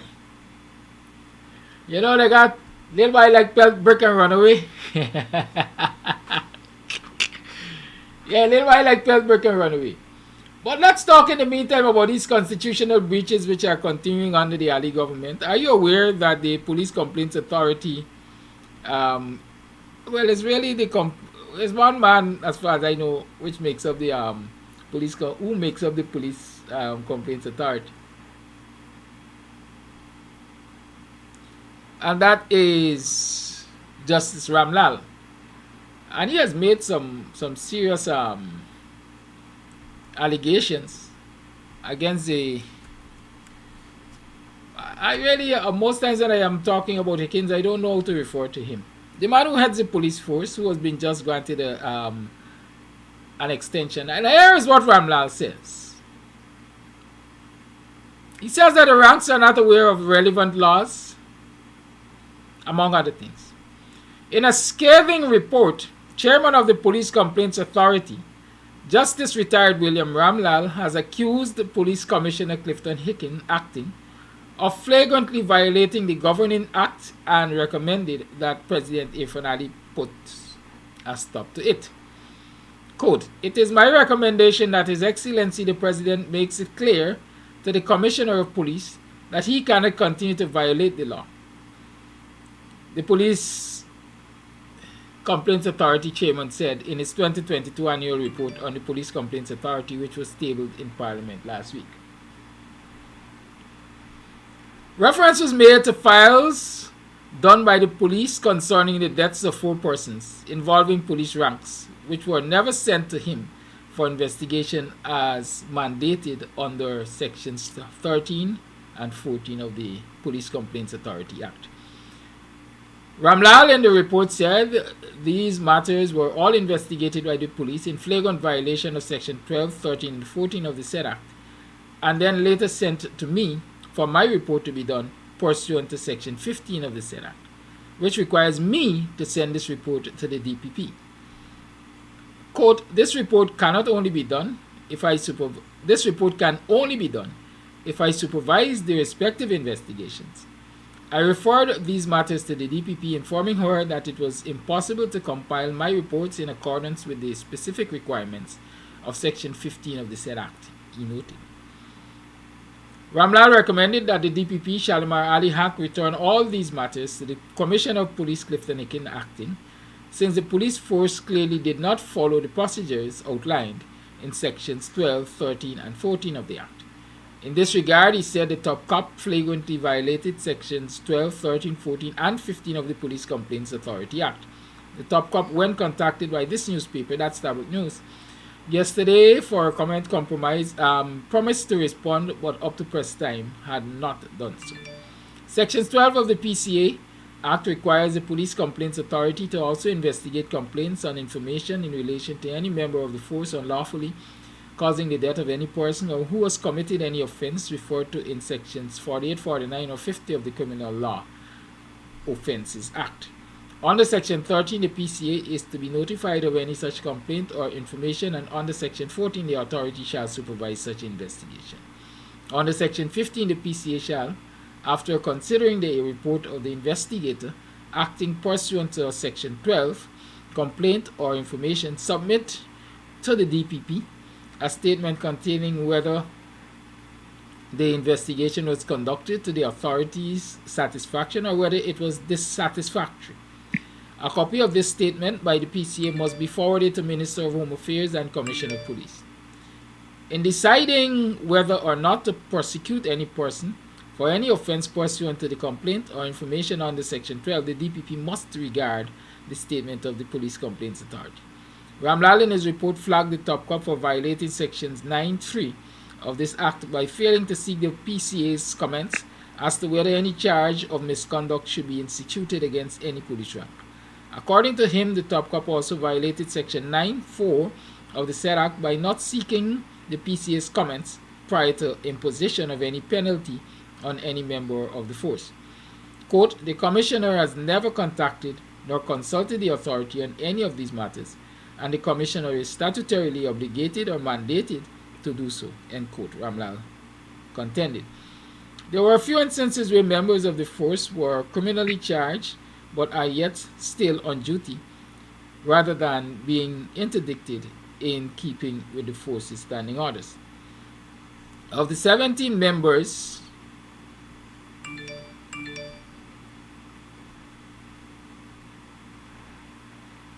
all right, let me leave it there. You can think on that in the meantime. Mr. Dr. Simpson De Silva is here. Dr. De Silva, welcome to the Bostonian Morning Time. How are you doing? Guyanese Morning Time, Thank you, sorry. Much. Good morning. I'm okay, thank you.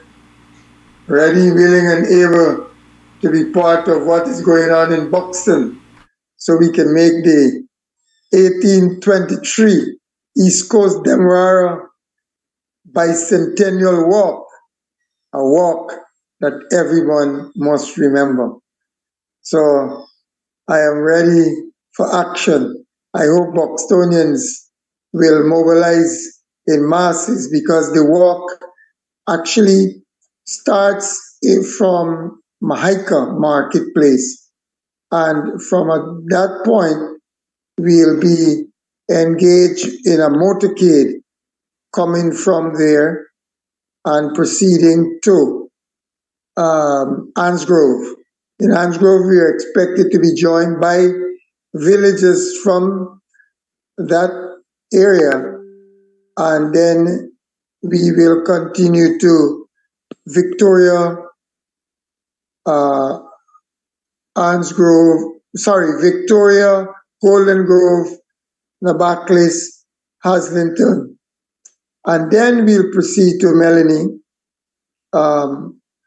and upon reaching, after passing Paradise and Beirut, we get to Bachelor's Adventures. We'll stop there and do libation, and we will all walk, physically walk from Bachelor's Adventures through all our villages and we are expecting that brothers and sisters would join in that walk. We'll have buses along the way. For those who can walk a mile or half a mile, would then go into the buses and continue with that motorcade until we get to parade ground. We expect it to be at parade ground about 1 o'clock. At Buxton, we are hoping we would be in Buxton about 9:30, and we hope that because of the significance of Buxton, the history of Buxton, the resilience of Buxtonians, and the current way forward for Buxton, we're hoping that we'll have a good team coming to join us and be part of the walk. This walk, which we call the Bicentennial Walk or the Revolutionary Walk, it is 200 years since our ancestors set out on that journey on 18th of August 1823. And come tomorrow, 2023, the 18th of August, we must make sure that we join, not just merely to walk, but is the significance of the walk. This walk we must use as a reminder of the reason for the cause, because if it were not for that walk, we would not have been free as we are today. Our ancestors were great sustainable development pioneers. They were awesome low carbon and no carbon pioneers.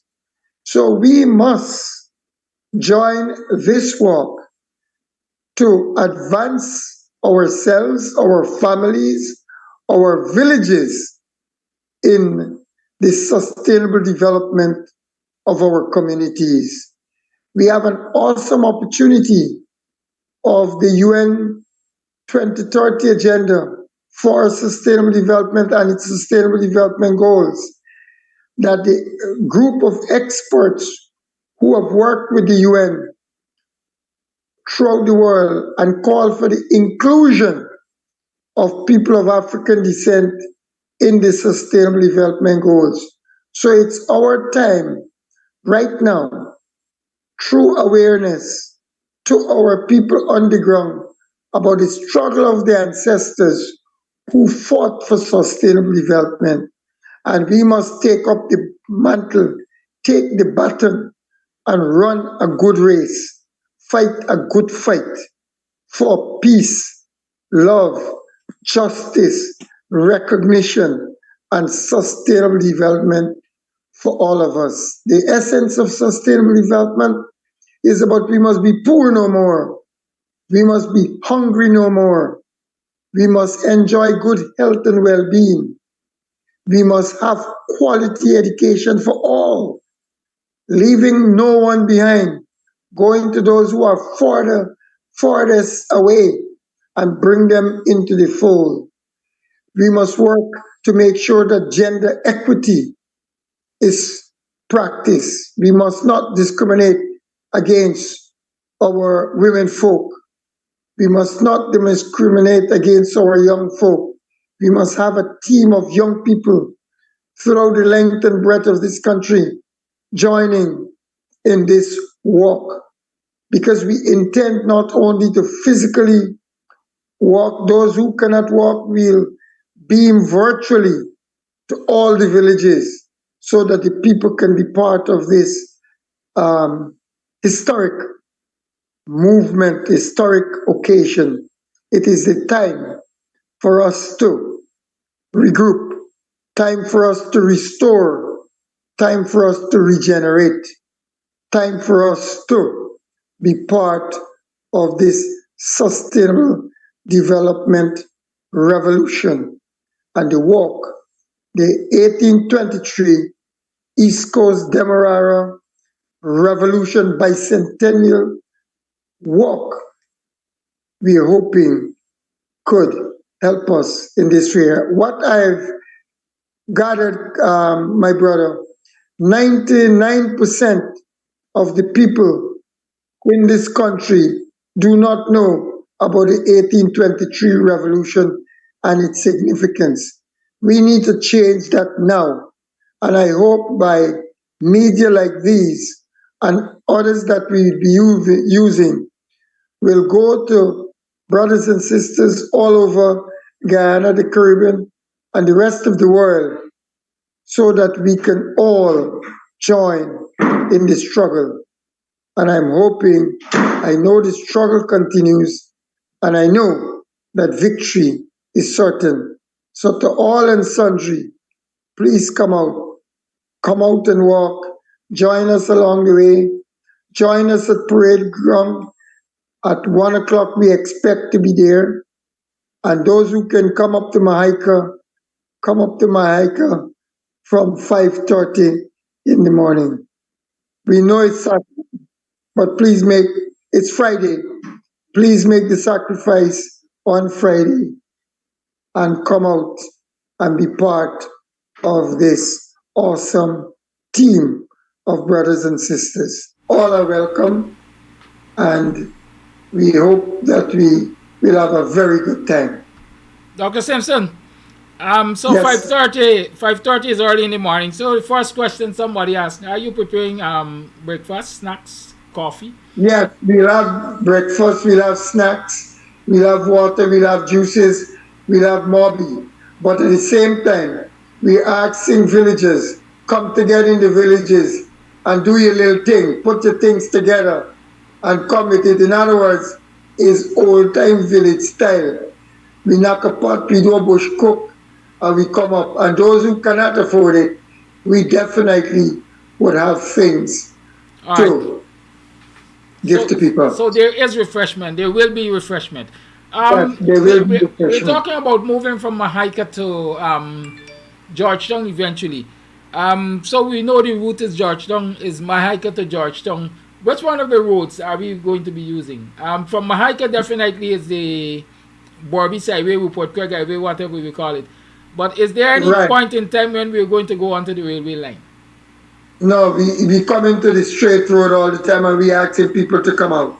Okay, so it's passing the fronts of the villages. Passing the fronts of the villages. Right, the East Coast And Highway. Right, so yes, the motorcade starts at 5:30. So it's an earlier assembly time. What time people can start to assemble from? The people from Georgetown are assembling at 5 o'clock because we know because of that time it won't take more than half an hour to get up there. And the parade ground is a point of assembly.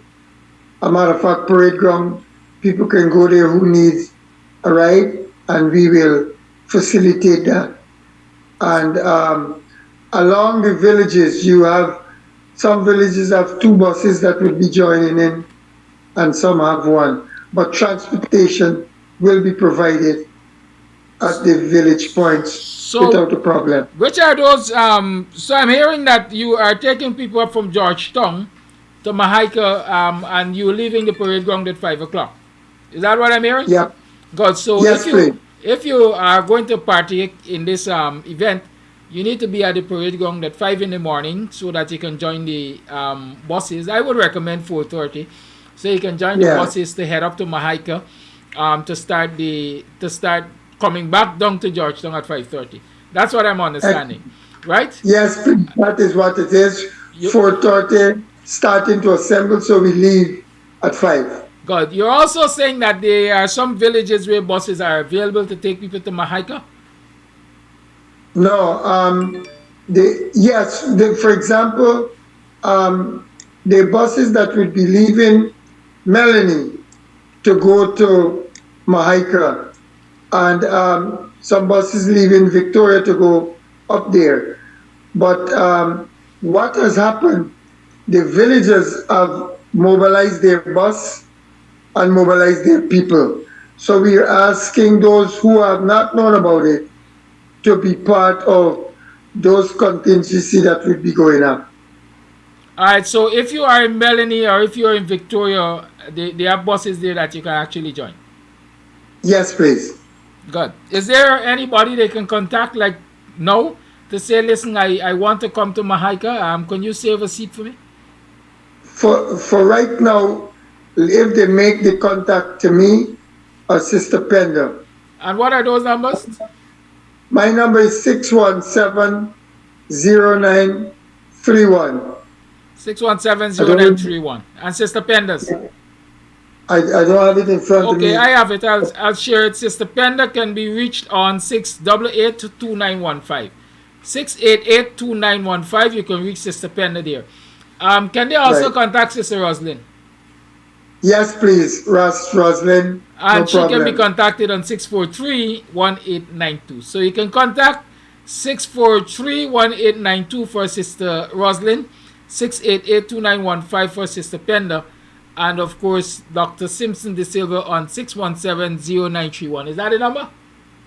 Yes, thanks. Thank you very much. Right, so as a quick recap, the motorcade starts at Mahaica at 5:30. It leaves Mahaica at 5:30. But those who are in Georgetown and on the East Coast that would like to go up to Mahaica, get to the parade ground for 4:30 in the morning. That's tomorrow morning, and transportation is there to take you up to Mahaica, and then you will start the downward motorcade to Georgetown at 5 o'clock. If you are in Melanie and Victoria, their bus is available there, and you can contact Dr. Simpson De Silva, Sister Pender Guyane, or Sister Roslyn, and they will tell you what those arrangements are. Just to remind listeners that the actual physical walk would be from Bachelor's Adventure continuous to parade ground, and it would form like a relay. So different individuals will take different legs walking down to Georgetown. And while they're tired, they go into the buses and so on. And we'll have drumming, 3 sets of drummers all the way to accompany us on the trek, or on the walk, so to speak. What about those people who would like to join you virtually? Is there going to be a live streaming? Yeah, they would be live streaming that. We'll have that information available to you today. And so that could be put, so people could join in virtually.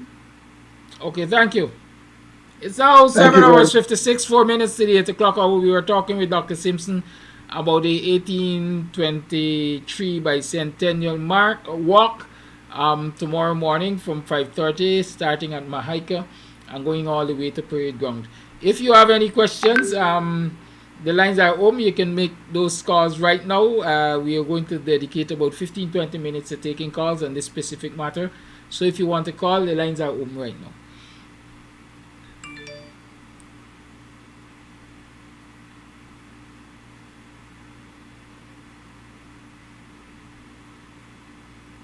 Yes, so remember the lines are open if you have any questions for Dr. Simpson about the 1823. But while we're waiting on the calls, Dr. Simpson, you want to tell us briefly what this 1823 rebellion was really about? Oh, and you mentioned that libation would be poured at Bachelor's Adventure. Why Bachelor's Adventure? Because it's Bachelor's Adventure where they, while they left Mahaica and they were walking to go to Georgetown, but they were stopped at Bachelor's Adventure by the colonialists, the enslavers, and they were told not to proceed. They defied those orders and proceeded to walk so that they could be treated as human beings, so that they could get their rights as human beings respected. And when they were told to stop and didn't stop, the commander Leary opened fire and slaughtered 250 of our ancestors right there and then. When, after that massacre, they proceeded to Georgetown, and upon reaching parade ground, 45 of the leaders were put on trial and they were beheaded. The heads were cut off and put on posts at parade ground and all along the East Coast for at least 1 to 2 months when the decomposition occurred. And that attempt was to try to get our ancestors to give up and not to continue the struggle. And fortunately, they did not. They continued the struggle, and it's because of that victory then we became free, and they put us on apprenticeship in 1834, and then finally in 1838 all were free. And it is during that time when they were receiving the little bit of resources for work, they pooled those monies together and bought plantations, 55 plantations. And those plantations were then converted into villages or our communities. And that was the birth of the village movement that was then copied by Canada, the United States, and many other countries in different parts of the world. So we are part of very historic times, making way for freedom, making way for justice, making way for sustainable development. We, through our ancestors, are the ones who made the entire Guyana at that time livable, especially the coast, dug the canals, did all the infrastructural work, and so on and so forth. So we need to get the spirit of the ancestors, the spirit of cooperativism, because that is what was used, the cooperative tool. And even our ancestral leaders like Lyndon Forbes, Barnum, and others came together and even named this country the Cooperative Republic of Guyana. That is in honor of our ancestors. So we need to, at this time, cooperatively come together and do some phenomenal things and create or recreate the world model of village-community sustainable development, so that all our people must prosper, leaving absolutely no one behind. So it is super significant that we join forces at this time, wherever we are, locally and globally. We have people in all parts of the world, all countries. We need to get our brothers and sisters reaching back to our villages, and let us make this whole 1823 walk a memorable one, not only for now, but for us and our generations and generations to come. It is a very, very important moment in time.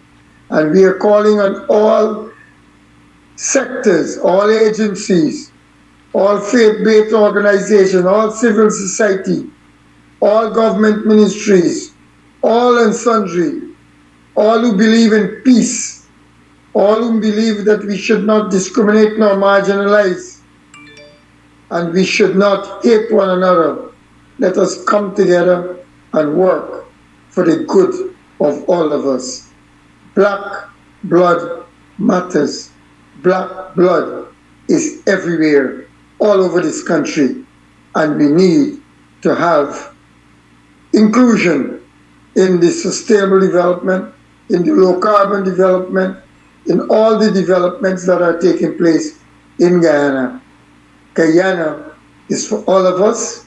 Reparation is for all of us. It's all our business, and the time for that is now. So I hope I would have explained it in some way or the other that people could understand. Because we need to get the children, we need to break it down in bite sizes so children could understand.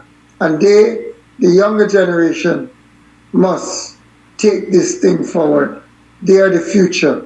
But we must have the intergenerational transition from the older folks or the elders to the not so older ones and to the young. This knowledge must be shared. The time for sharing it is now, and we must have it in all our villages, all our communities, all our homes, all our places. Indeed, we should. And you know, Dr. Simpson, you touched on an important aspect there, and that is the importance of our children being aware of this history. And so let's continue to talk about it. That's a good thing with Kams TV and this kind of platform. We are not constrained by time. I hope you don't have a time constraint this morning. Do you? No. Good. So let's talk. So we had this revolution, we had this massacre. We're commemorating with this march and so on. What other forms of memorial, if I can call it that, are present in the society that you would like to point our youngsters to? On the 18th also, you will have an activity at UG. UG is joining in this whole bicentennial 1823 revolutionary activities. And apart from UG, the various churches are having activities, and can have those schedules sent to you so you can beam them out. And then we have the exhibition that is coming up that is being championed by Eric Phillips through reparations and AGDA of artifacts that came in from England, and that would be showcased at Castellani House.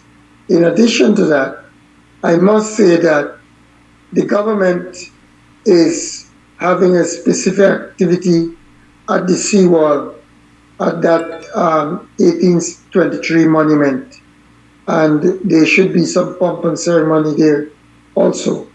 So you're right, we need to point our people to other activities that are being held.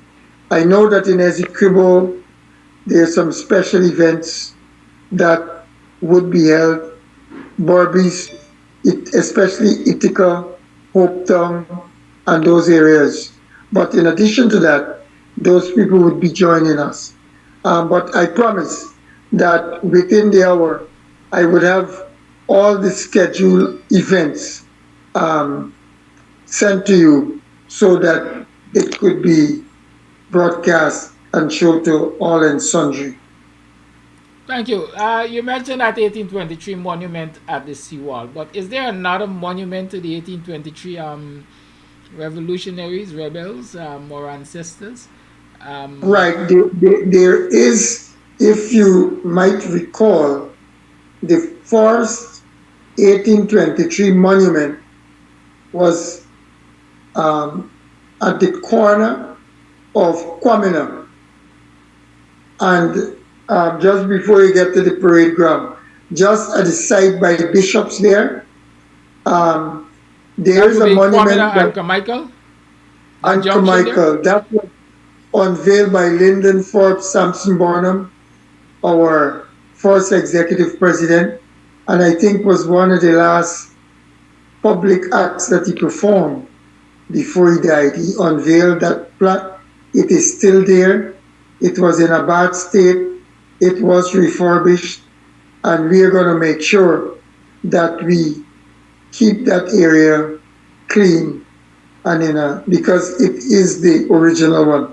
After that one, You had the one at Parade Ground and then the one at the seawall. But in addition to that, at BV, not BV, at Bachelor's Adventure, you have the monument there. And BV, we have monuments, and we have some other monuments, which I will share specifically with you also, where they are, and the fact that people should see them as our very awesome historic site. But I would like to say something to you, my brother. From my vantage point, all our villages should be seen and known as monuments. All the villages that were bought and occupied by our ancestors, it is historic. Actually, they would fall under the category of ecological monuments, because these are part of historic ancestral heritage, and there are lots of tangible and intangible heritages that we need to restore. And from my vantage point, the villages, all of them, need to be protected. Just like how you have the protected area commissioner or commission protecting areas, protecting mangrove, protecting Kite Shore Park. All our villages should be protected areas. And in that way, our history is preserved. And the land grabbing that is apparently taking place could stop, because those were lands that were bequeathed to us through our ancestors, and they are for our children and children's children. And mechanisms need to be put in place to recognize that fact, and justice must prevail, so that we do not lose ancestral land, and adequate sustainable development plans need to be developed for every village, just like what is happening for the Amerindian villages that are protected and are funded by the government system and international agencies, plus carbon credits. I am saying for our communities, wherever they are, should be named, should be identified, should be protected, and should be developed collectively. We are the ones who have the responsibility to do that right now. And we need to get the diaspora to assist, because we have some very talented people, locally and globally, and get the international development agencies, the government, or the civil society and agencies to work with us so that we can duly and truly make this 1823 East Coast Demerara Revolution Bicentennial War a memorable day in the history, not only of Guyana, but in the history of the world. And might I say, I've done the research. There is no other country in any part of the world that is doing the kind of mobilization that we are doing to celebrate, to bring alive the spirit of the African ancestors, and to make it meaningful and practical by us participating. And that's why we are calling on all, each of us, all our families, to put your hands on deck, put your foot to the plow, and let us do it together. That's my humble plea, my brother. Thank you, Dr. Simpson. You know, you mentioned the monument on parade ground. How can one find the monument on parade ground? Because parade ground is a wide expanse. I'm sure everybody. In fact, let me tell you where parade ground is, because I had that discourse with our young people at our culture camp, and a lot of them don't even know where parade ground is. So parade ground is at the junction of Middle Street and Carmichael Street, right? Yeah, correct. It is actually where you have Oasis Cafe and Cherry Jagan Dental School. It's just Dr. opposite. Simpson, sorry, but allow me to do this description, because you go to places that a lot of our young people don't know. Call on the line, please. If you are going to get to the parade ground, stop by Church's Chicken. You know where Church's is on Kams Street? So you stop at Church's Chicken and you head west. You walk past Christ Church and you go all the way to the next corner.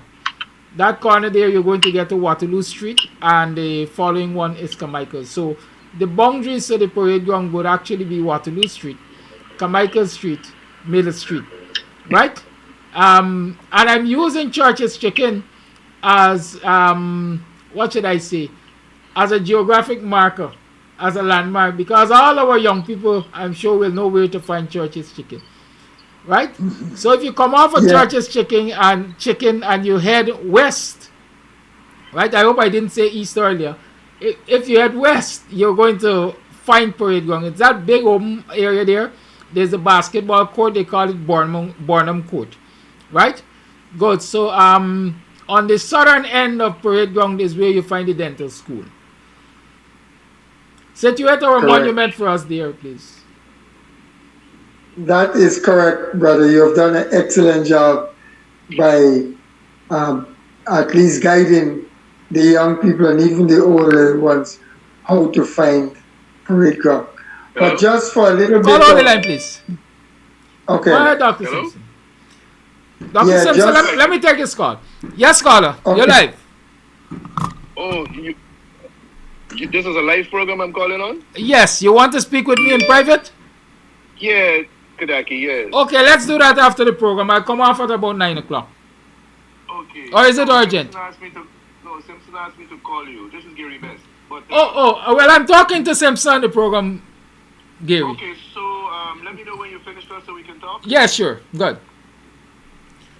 All right, that was Gary Best calling on your behalf. Excellent. All right, I'm taking a call from someone now. Call in live. Good morning. Morning, Kadaki, and morning to Dr. Simpson. This is his name. Great topic and program this morning, and I joined late. And the question I have for both of you gentlemen is this history of 1823 taught in school? If it's not, how can we get that to be taught from kindergarten all the way up to the university level? How can it be taught? And just like how St. George's Cathedral is protected, these villages, 55 I think of them, right, should be in that same category. And you talk about the land being expropriated from our ancestors. And by the time we are ready to do that, it may be all gone because, again, our children and the history is not being taught. And how can those events be taught in school in Guyana and be actually be known all over the world? That's my question. Thank you. Dr. Simpson, you want to respond? Yeah, the answer is, unfortunately, our history is not being taught in the school systems of Guyana nor the Caribbean. And it is something that we are saying that we should have a petition and make sure that we get the system to teach our history in school. And then apart from that, as I said, I did some informal surveys, and 99% of the people, children nor adults, do not know of African Guyanese history, much less the history of 1823. That's a fact, and it's a big shame. I think we should use this walk, because it's the walk that the ancestors did, fighting for them to be recognized and to be treated as human beings and for their rights to be given. Unfortunately, those rights were achieved. But even now, today, many of us are denied our rights, and we need to come together and fight for our rights. And that is why I agree with the caller that just like how St. George's Cathedral, Kite Show Park, the Amerindian villages are protected, all our villages, 55 at least, the ones that were bought by the ancestors, the ones that we occupied, the ones that we dug with our hands, the canals, and to civilize and humanize the villages. They must be all protected, and we go to the relevant authorities, starting immediately, to make that a reality. So I agree with you, but the fact is, I think the petition is the force, is a step in the right direction. The people calling for it to happen. And if the people calls in it, then the system ought to respond to the call of the people. And I am the first to say I would like history to be taught in our schools from nursery to tertiary. But in the meantime, let us use these media, social media, all the other medias, to get the education or the knowledge out to the people. Individual by individual, family by family, street by street, block by block, village by village, district by district, region by region. And before you know it, it's throughout the length and breadth of Guyana. But we have a lot of work to do, and let us do it, all and sundry. Thank you. Caller, you're live. Thank you for holding. Yes, thank you for taking the call, Mr. Kadaki. Good morning, all Guyanese, and good morning, everyone in the diaspora. I just tuned in. I heard you said this was a doctor, and I didn't quite get the name. Recall what's the name, sir? Dr. Simpson De Silva. Dr. De Silva. Good. Dr. Simpson De Silva. Good morning, sir. How are you? Very well, thank you. Great. My name is Coffee, by the way, and I heard you said some very interesting things. I just joined the show. I'll catch up on the rest later. You mentioned that you did some informal surveys of your own. In the context of those surveys, what jumped out at me is that you mentioned that the number, you said at least 55 villages. Yes, and I take it that in your survey, bought 65 plantations, and we converted those plantations to villages. When I did my survey on the ground, wherever I did go, 99% of the people do not know the history of people of African descent or African Guyanese. They do not know about the 1823 East Coast Demerara Revolution. Do not know. Coffee. Good. Yes, thank you for sharing that.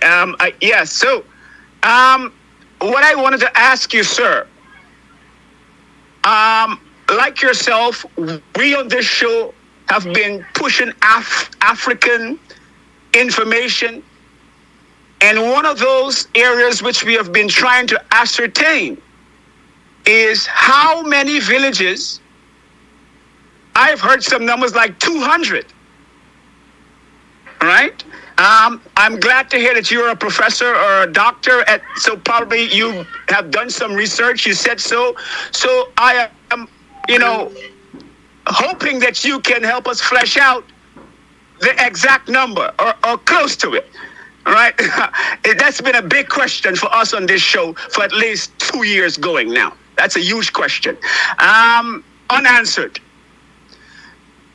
Let's tie that in with the COI that President Granger did. That's another huge question that we're still waiting for an answer to.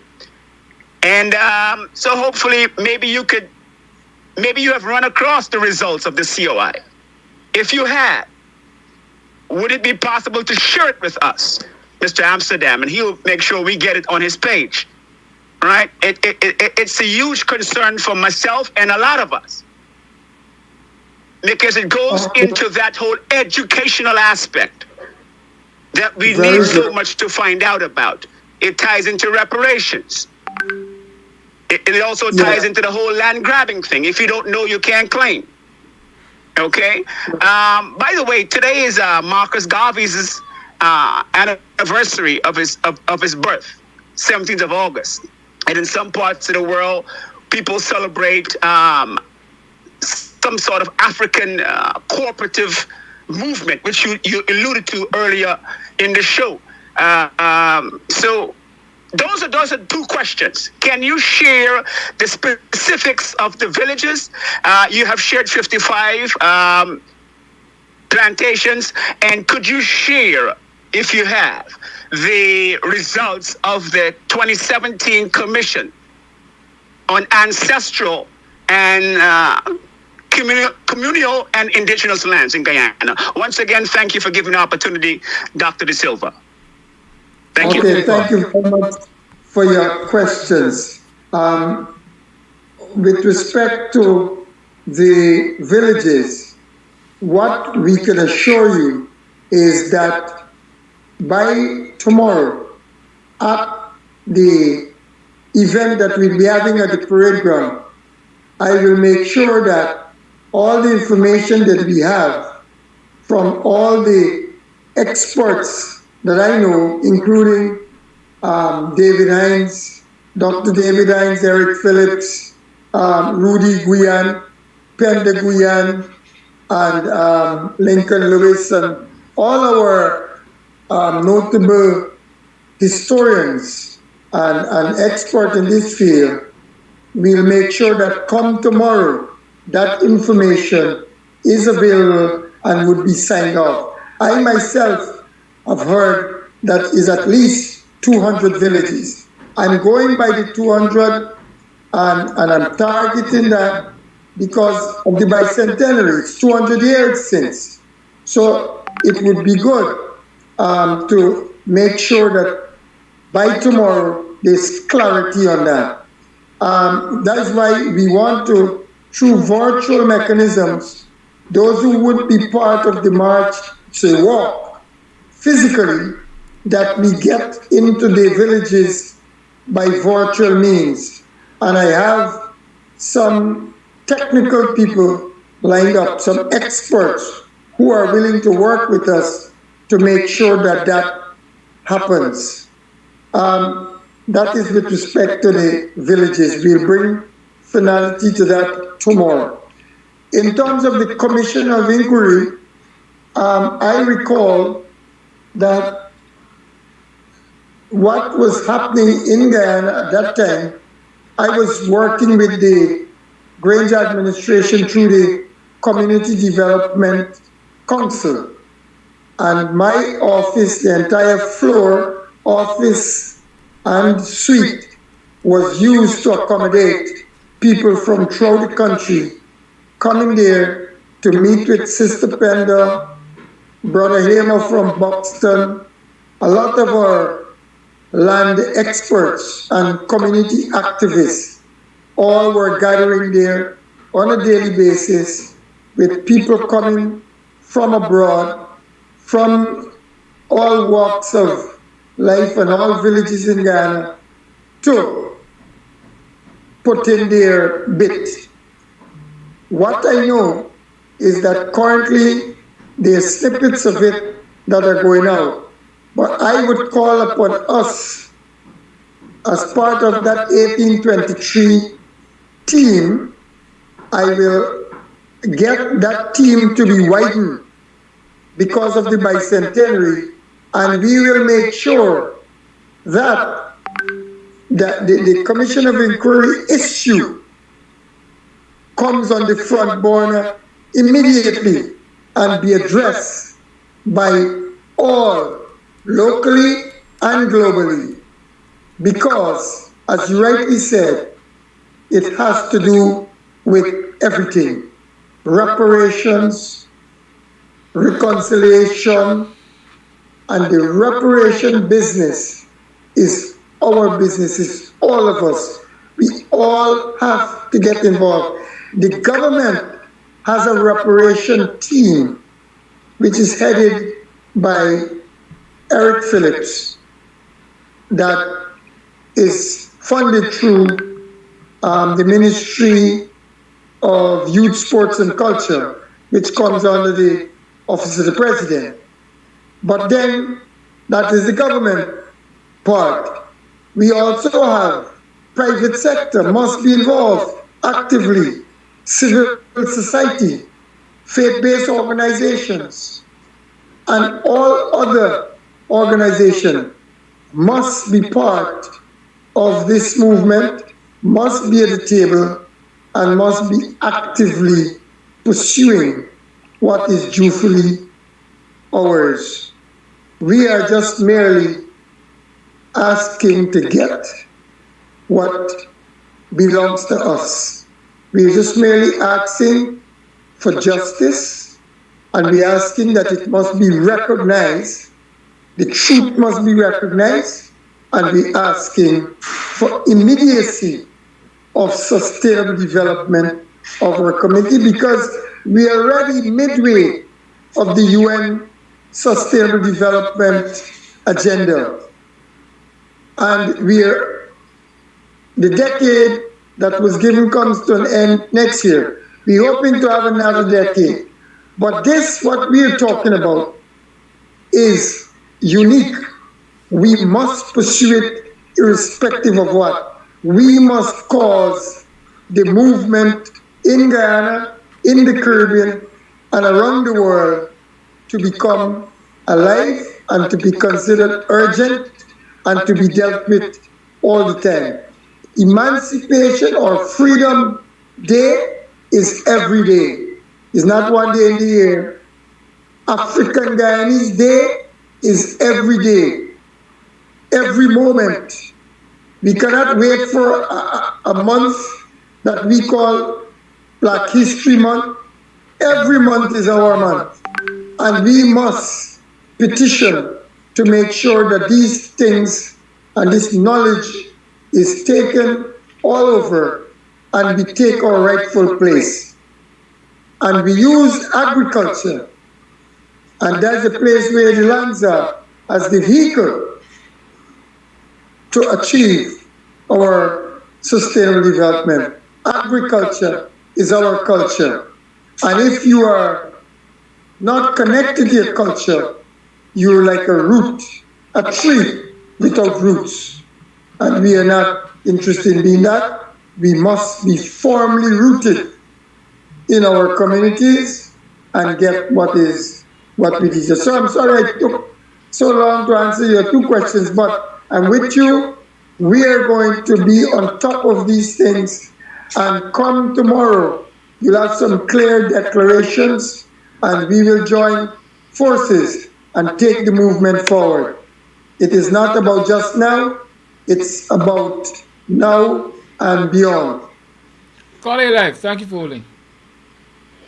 Yes, good morning to you, my brother dear. I forgot your name, Mr. What? Dr. Simpson.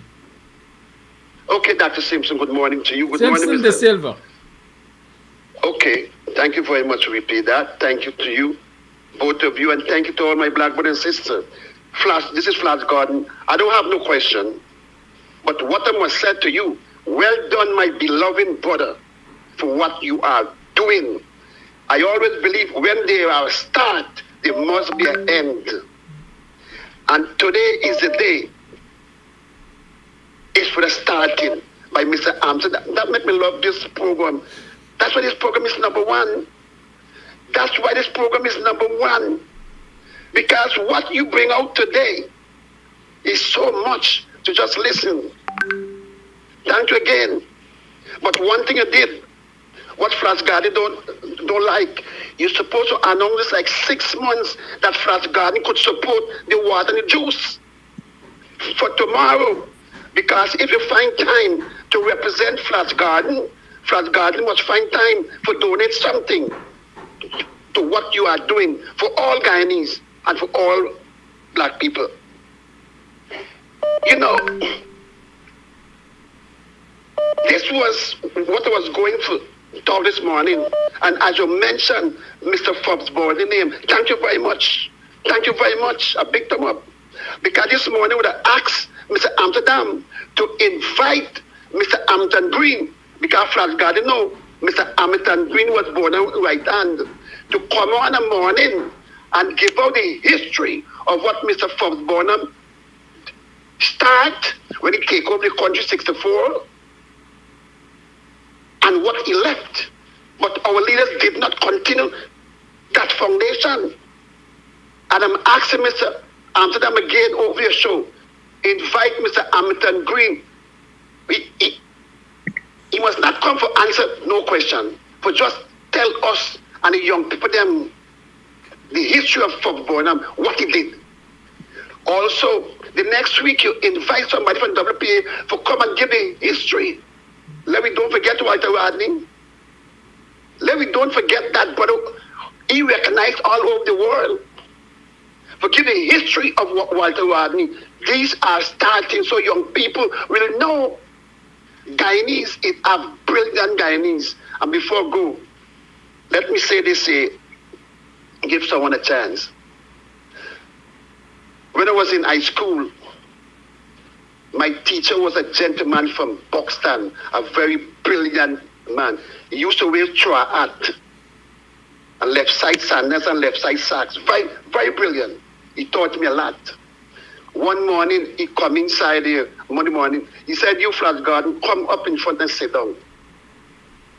So I wanted to know why he said that to me. So when I reach up, I sit down there. After school, I said, sir, can I ask you a question? He said, yes, because I love to ask questions. I said, why you remove me from there and bring me here? Because what I see in you, you don't see. And you could do much more better. So I'm saying this to boxing people, they are very brilliant. Don't give up that, Mr. Amsterdam. And again, sir, thank you for your time this morning.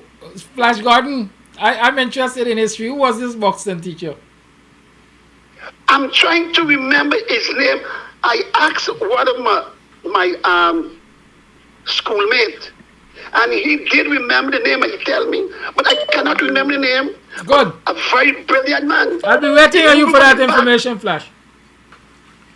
Pardon me? I'll be waiting on you for that information. So are you challenging me? I go find out. I need to know the man. Okay,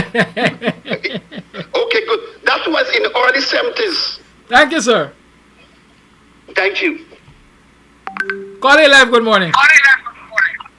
Yeah, bless good morning again, Mr. Kadaki. And to my beloved brother, Mr. De Silva, bless good morning to you and the rest of the Guyanese nation. I am begging on behalf of Kadaki on your program. I know you don't need to beg, but I'm asking all the African people, please, come out and show interest. Mr. Kadaki, I never know. That's why I'm telling you, your program is so blessed.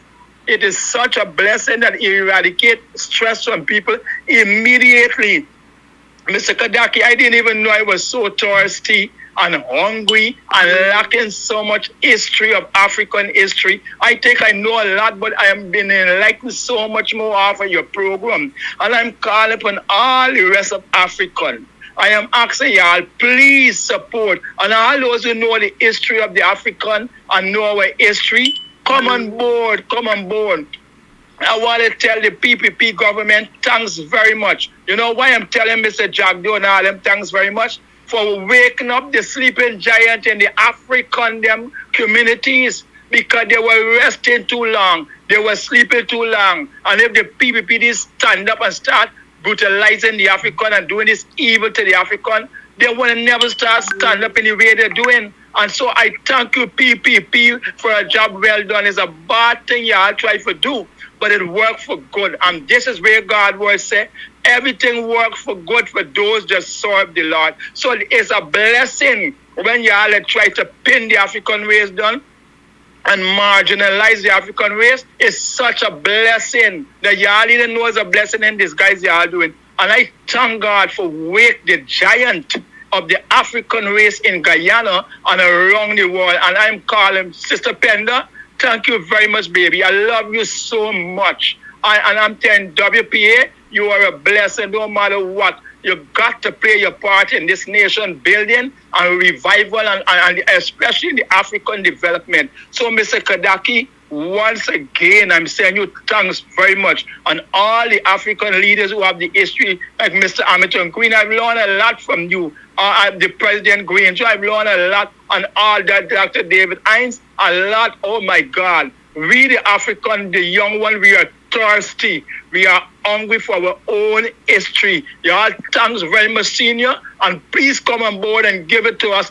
Dish it out on the platter in what farm y'all can give us. We need it. That's why so much African is lacking of it. Don't want what the people try to pin it down and don't want us. You cannot keep a good man down or a good race down. We are going to rise to the horizon. And we're going to reach the beacon. I am telling you, we are there. I can feel it in my spirit. I can feel it in my marrow of my bone. I can feel it. I'm telling you, you're on the right road. Just continue. I am happy. I am happy. I am happy. God bless you, Mr. Kadaki. Continue. Have a blessed day. Somebody else can take over. Don't matter what they do. They can't stop the rising of the African race. Have a blessed day, Guyana. Thank you, caller. Let me say this. I'm there. Y'all, sometimes you make me very uncomfortable. But thank you. The question was asked earlier. We had so much going on. Calls are still coming. Call on the line, please. The call was asked earlier. The question was asked earlier about whether or not these things are taught in our schools and how we intend to make it happen if it doesn't happen. Dr. Simpson did respond, but I wanted to say something else. While we're petitioning the powers that be and so on to have African history, Guyanese history introduced into our schools, because what they teach in schools mostly is Caribbean history, right? While I know that efforts were started to try to get African history, Guyanese history into the schools, Guyanese history. But while we are petitioning and waiting for that to happen, what should I say?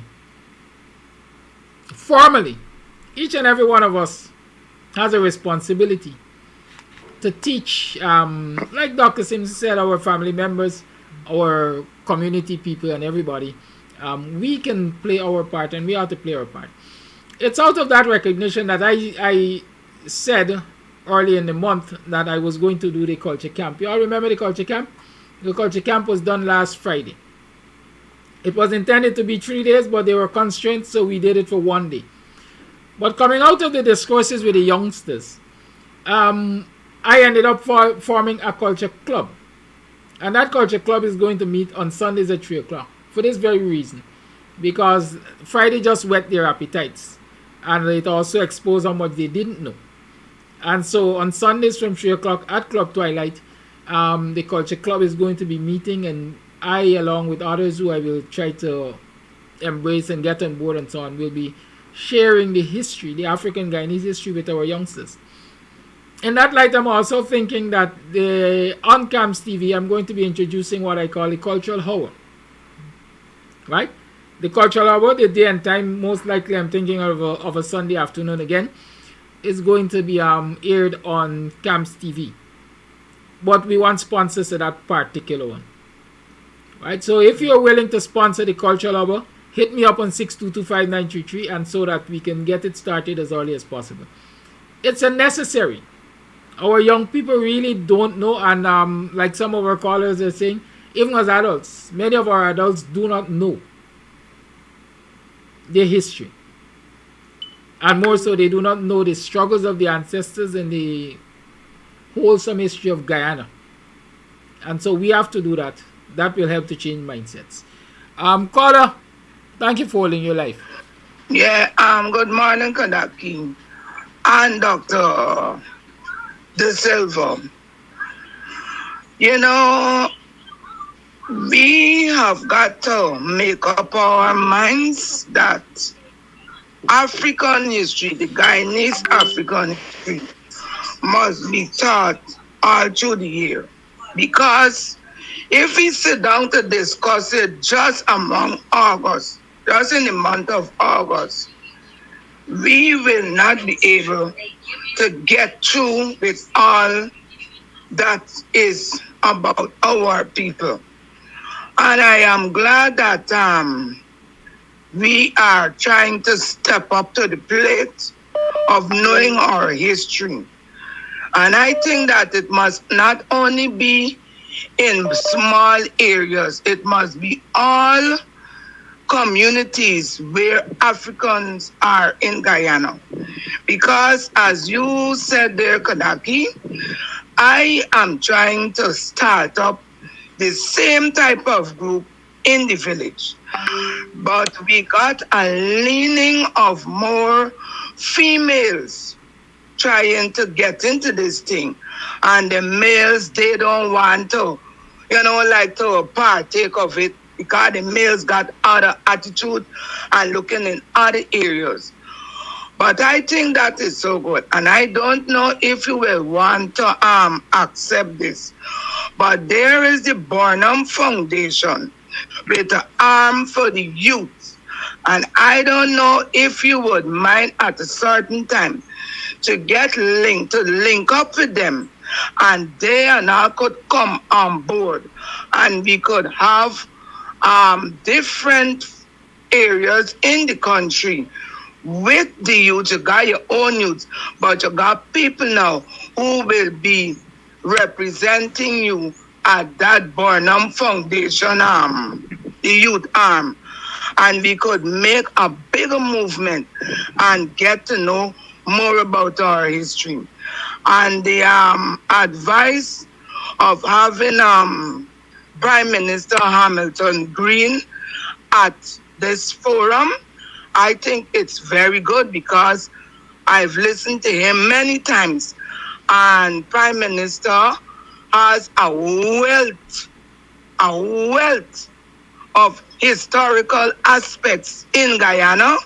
And I must compliment him because I'm not saying that because, but at his age and how articulate he is to put out what he knows, his advices. And so I think we must catch him and let him be a part of these forums where he, who was a man on the ground, could enlighten young people on what Lyndon Forbes Sampson Barnum did, because plenty people don't know. And not only he alone, he got other history, not only Barnum history, so we should get him on board. Kadaki, I just got a thing from somebody sent me something on the news and I forwarded it to you. So if you got a chance, you could see it and see the latest bashing that I'm on. Tomorrow, I got other things for tomorrow. I wouldn't talk that today because tomorrow is open-minded. Thanks, Auntie Dr. Simpson. I would have been happy if I could have attended that walk because I'm always with you and Sister Penda and Dr. Diane. But I have a concert on Sunday and I am the seamstress. If you see my house with cloth and I still got the soda, I don't have time because the concert is at 3 o'clock at the Denham Community Center and I gave Sister Penda some tickets. So I don't know if you will be able to make it at such a short notice, because if you come out, like you talk to the people at the concert. Wanda, I'm giving you good legal advice before you leave this program. Consult your lawyer with this document and tell him you would like to sue the newspaper and the author. Because for a fact, I know you're not a WPA member, nor are you an executive member of the WPA. Please contact your lawyer. Okay. Thank you. I'm very serious now. Call Live, good morning. Good morning, Dr. Simpson, Kadaki, and listeners. Well, I'm very excited. I'm sorry that I'm not in Guyana, so I can't partake in the walk and all of that. But thank you, Dr. Simpson and Kadaki, Dr. Hines, and the others who are always releasing information to us so that we can be more aware of our roots, our history. I urge persons in Guyana to go out tomorrow and support this venture. Now, this thing about the replicas or the things of significance in those villages, I do agree that they should be resuscitated, and perhaps we can find a way to showcase them. I know I spoke before about the village in Jamaica, the Maroon Village, and I still have that in my head for some reason. This woman who is supposed to be in charge of tourism, I don't think she's doing a very good job, because we as Black people, beside the indigenous people, we have a history in our country. And considering the color of her skin, she should have found an opportunity to showcase that history. I do not respect her and the way in which she is silent to the marginalization of our people. So perhaps we can find a way after we would have resuscitated all those things. Perhaps we can find a way to package it so that persons in Guyana and overseas will be more aware of our contributions to society as African Guyanese. I'm all into this, and like I said, thank you very much. One more thing, can the information, all this information that is being released, can we have like a site or something that we can access the information readily, so that we can not only access it for ourselves, but we can perhaps share it with other persons who may be interested, or maybe we can spark their interest based on the presentation of that history. Thank you very much. Thank you. I'm going to take a final call, then I'll play some voice notes, and Dr. Simpson will wrap up. Caller, all right, we missed that one, so there we go. That was it. You know, and that is why I said I have been thinking in my mind, and I've been planning to do the cultural hour, because the cultural hour will permit us to do a lot of this kind of discussion and so on. You can tune in at a particular date at a particular time for the cultural hour. So sponsors are welcome for that particular program, because a lot of work will have to go into it. I guarantee you that. Call Live, good morning. Good morning. I'm going to echo what that last person said, but it's a little story I got to share. There is a tour company, I won't call the name because they ain't giving nobody free advertisement. There is a tour company in the Amsterdam Kanji area, and that person talked about the Maroons, etc. I have my Guyanese Chinese friend who went home there with his wife and 2 kids, and they were given a tour by this fella who is from Montana with a wife from Mexico, and he being Guyanese was appalled to know that this guy from Montana took him up to Fort Nassau and teach them about the Maroon villages, etc. inside Kanji Creek and Berbice River. And, you know, knowing that he was a student of history also, he said he never knew about Maroon Green in Kanji River, nor Borbis River. And these things, as we keep saying, got to be taught to our kids. His kids was intrigued. He was able to grab these kids who were at the time 15, I think it was 15 and 10 years old attention. But it's not being taught in schools, it's not being taught by our people. And I'm glad like how you're going to come on board, Kadaki, and we're going to talk more about that. Because it calls for money to get it going. Thank you. So that's my contribution. Thank you. Sometimes I think I'm too much of my own self, I'll be honest with you. Years ago, I conceptualized what I call cultural tourism. And in my head, I have a business called Ishi Tours to take people to places and see these varying things. But let me tell you that Buxton has a museum and culture center.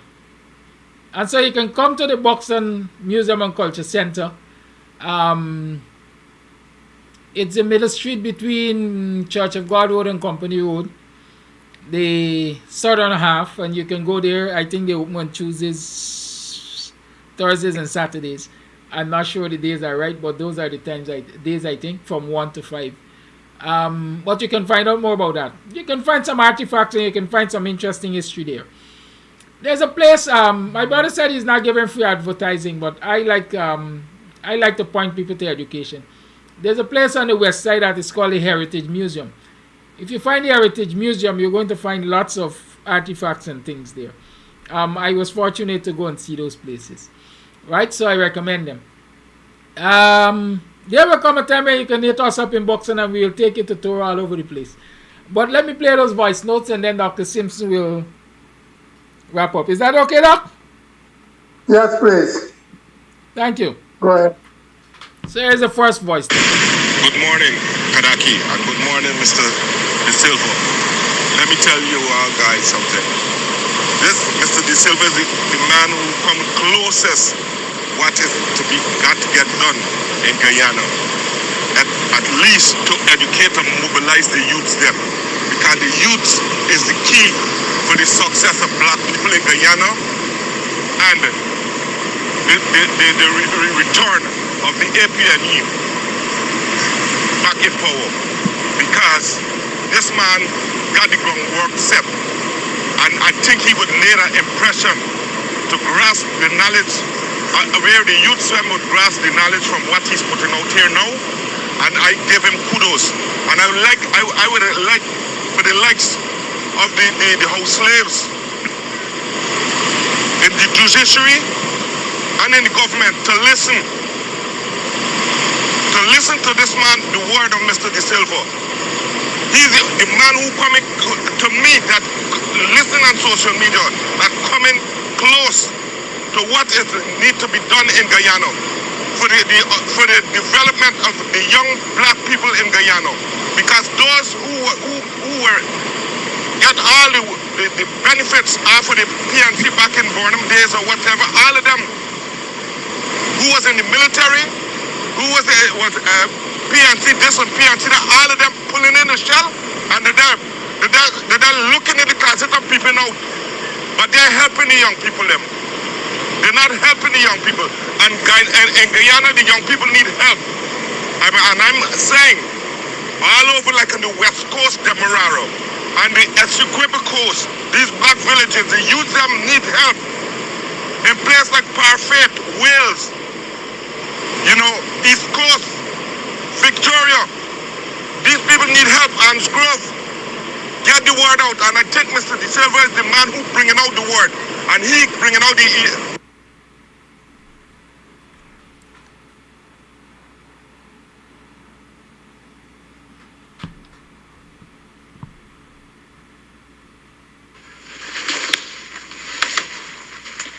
Good morning, Kadaki. Good morning, Dr. De Silva. Finally, I'm going to get through.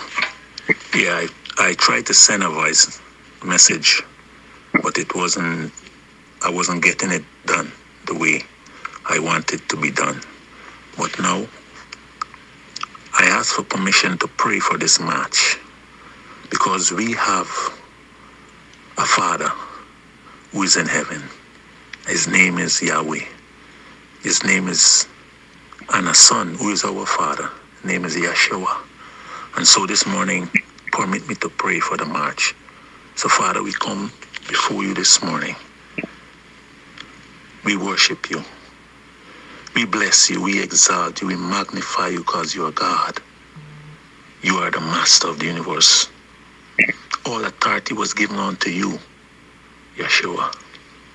All authority in heaven, in the earth, under the earth, all authority in this universe was given unto you. All powers belongs to you. And so I pray that this 1823 revolution will come alive in the hearts of your people once again. I call upon the spirits of those brave ancestors to come upon the hearts, come in the heart of your people, of their generation today, Lord God, so that we will recognize and know who we are. I pray that this march will be successful. It will be peaceful. I come against every evil forces. We go up into the second heaven and we confound the language. We break the communication. We disintegrate them. Just like when the people that wanted to build the Tower of Babel, Lord, you went down and you confound the language, Lord. But on the other hand, you love togetherness. How good and how pleasant it would be when your people come together, Lord God. It is like the oil that was poured on Aaron's head, run down to his beard, to his shoulder, to the skirt of his garment, which means there is oneness, one spirit in each and every one. And so, Lord, I pray against fear. Strengthen every feet that have to walk in this march, that they will do their part and finish strong. No, nothing broken, with nothing bad will happen to anyone. Father, just like how Mordecai and Esther work to prevent the annihilation of the Jews, it's the same significance. We bring this march to you, Lord God, so that you will favor us and so that it will be completed and it will have its desired impact in the name of Yeshua. Amen and amen.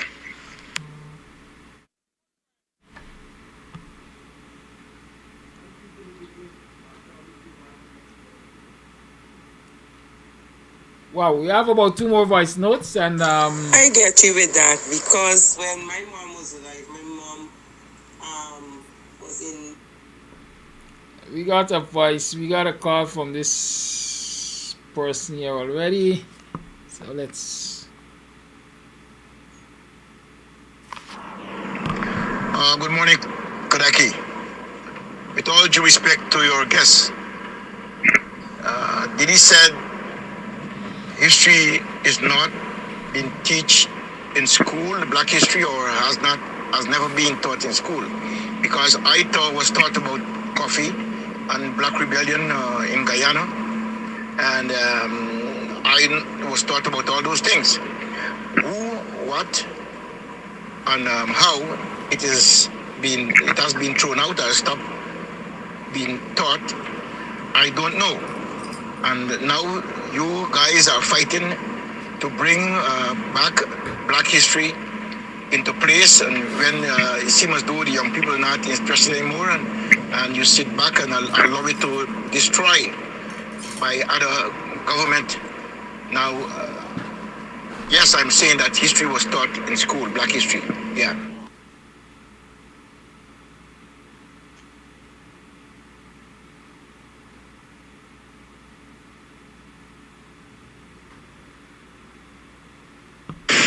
Good morning, Kadaki, and good morning, Mr.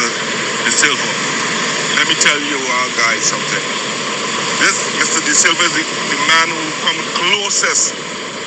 We heard this one already. Alright, those were the voice notes. I'm sorry if there's any that I didn't play. It is 3 minutes past the 9 o'clock hour. Dr. De Silva, your closing thoughts and remarks. Okay, thank you very much, Kadaki. After listening to the voice notes and listening to those who participated on this show, I'm very impressed, very encouraged to know that we have a team that is very conscious and is ready, willing, and able to be part of the movement. I know and you know that there are many of our leaders in Guyana, including Vincent Alexander himself, from the Bonham Foundation, who were students of Lyndon Forbes from Bonham. I myself was a minister. I was a minister of agriculture, serving during the time of Bonham's reign. I served until his death and partly with Hoyt. I was the youngest minister of agriculture, just 25. So the essence of us talking about involvement of young people, I know it very well. And I would like to promise you that at least the part that I will play would definitely make sure that we have the participation of the likes of other stalwarts of ours like March Benchcroft, who's been doing awesome work out there. And I'm sorry I might not have mentioned other names, but we have to get together immediately, pool our resources, both human and natural resources, and take our rightful place in Guyana. The time for that conversation is now.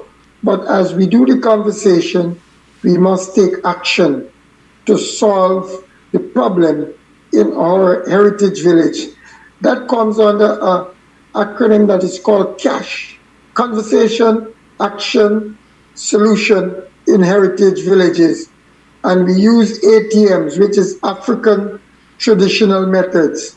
So all of us who know and those who don't know, we have to teach them very quickly so that we'll use those proven methods that have worked with our ancestors, and we can use other technologies to bring us together, working cooperatively, and to solve our own problems. The 17th goal of the UN Sustainable Development is about partnership, and therefore we must work together as partners, bringing all and sundry together.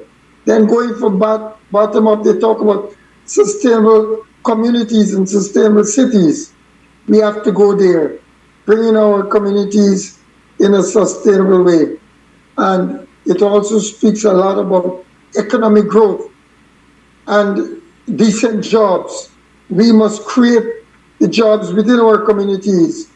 We can create a lot of contracts right within our communities. That's what our ancestors did. They produced everything. They manufactured everything. They built their own homes. So we need to learn from that and do what we need to do now. It is not about tomorrow. It's about what we can do today. So I call on all of us, join this 1823 East Coast Demerara Bicentennial Revolutionary Walk, and let us use that as the vehicle that will take us into getting all our rights, not some, all our rights as human beings, as black brothers and sisters, as a family, so that the blood of our ancestors that are all over Guyana, all over the Caribbean, would not have been in vain. So I look forward to seeing you, brothers and sisters.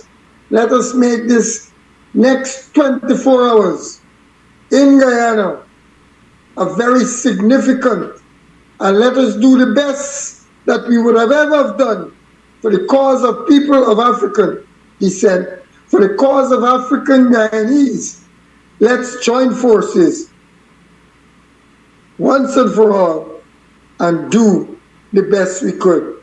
And I thank you for your attention, and may you all enjoy a very productive, sustainable development day today and beyond. And I'll be talking to you guys very, very soon in different forms and different ways. Thank you, Kadaski, for this opportunity. It was a pleasure of mine, and I enjoyed every minute of it. And I say this on behalf of the 1823 revolutionary team that we have in Guyana, and all other black brothers and sisters and others who are helping with the cause. Thank you, thank you, thank you. Thank you, Dr. Simpson. Let me remind you that in March, the walk starts at Mahaika. It leaves Mahaika at 5:30 in the morning. But those of you who want to go from Georgetown to Mahaika, you can get to the parade ground at about 4:30 in the morning, because transportation leaves the parade ground at 5 o'clock, hits the Mahaika, and then they come down back. Right? Victoria and Melanie, there is transportation available. And you have those numbers you can contact. You can contact Sister Guyane, you can contact Dr. De Silva and Sister Roslyn. Good. If you need anything that you forgot, you can call me on 6225933. I'll see how best I can help you. Right? Remember that the connections with our culture continue on the 25th of August right here at Club Twilight. There's going to be Kwekwe Night. So come out and support Kwekwe Night. A lot of us are losing contact. We don't understand what these things are in our culture and why they are important. Come out to Kwekwe Night and let's have a good time while learning. Okay? Come show me your last wine before you lay down. Show me your last wine before you lay down. Them boxing gal can't wine. Them boxing gal can't wine. Yes, Kwekwe fans. The cultural ambassador presents Kwekwe Night. Friday 25th of August at Club Twilight, Sideline Dam, Buxton North. Come out and have a jolly time with Brian Chester and the Kwekwe crew. Yes, Kwekwe Night. Friday, August 25th, Club Twilight, Sideline Dam, Buxton North. Come out and represent your name. Them boxing gal can't wine. Them boxing gal can't wine. Show me your last wine before you lay down. Show me your last wine before you lay down.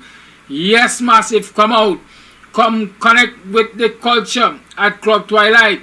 Friday, August 25th. Kwekwe Night. Gates open at 6 o'clock. That's a wrap. I'll see you tomorrow. Join Dr. Hines tonight for another program of Politics 101. And we'll talk tomorrow. I will decide whether or not I'll be out there with the 1823 movement, bringing you live coverage from Mahaika into Georgetown. I'll have to decide. I have to work out the logistics. I have to work out the costs and all of that. But you will hear later in the day what will happen. But have a good day. Stay safe. Be productive. And remember to continue to support the fight to resist the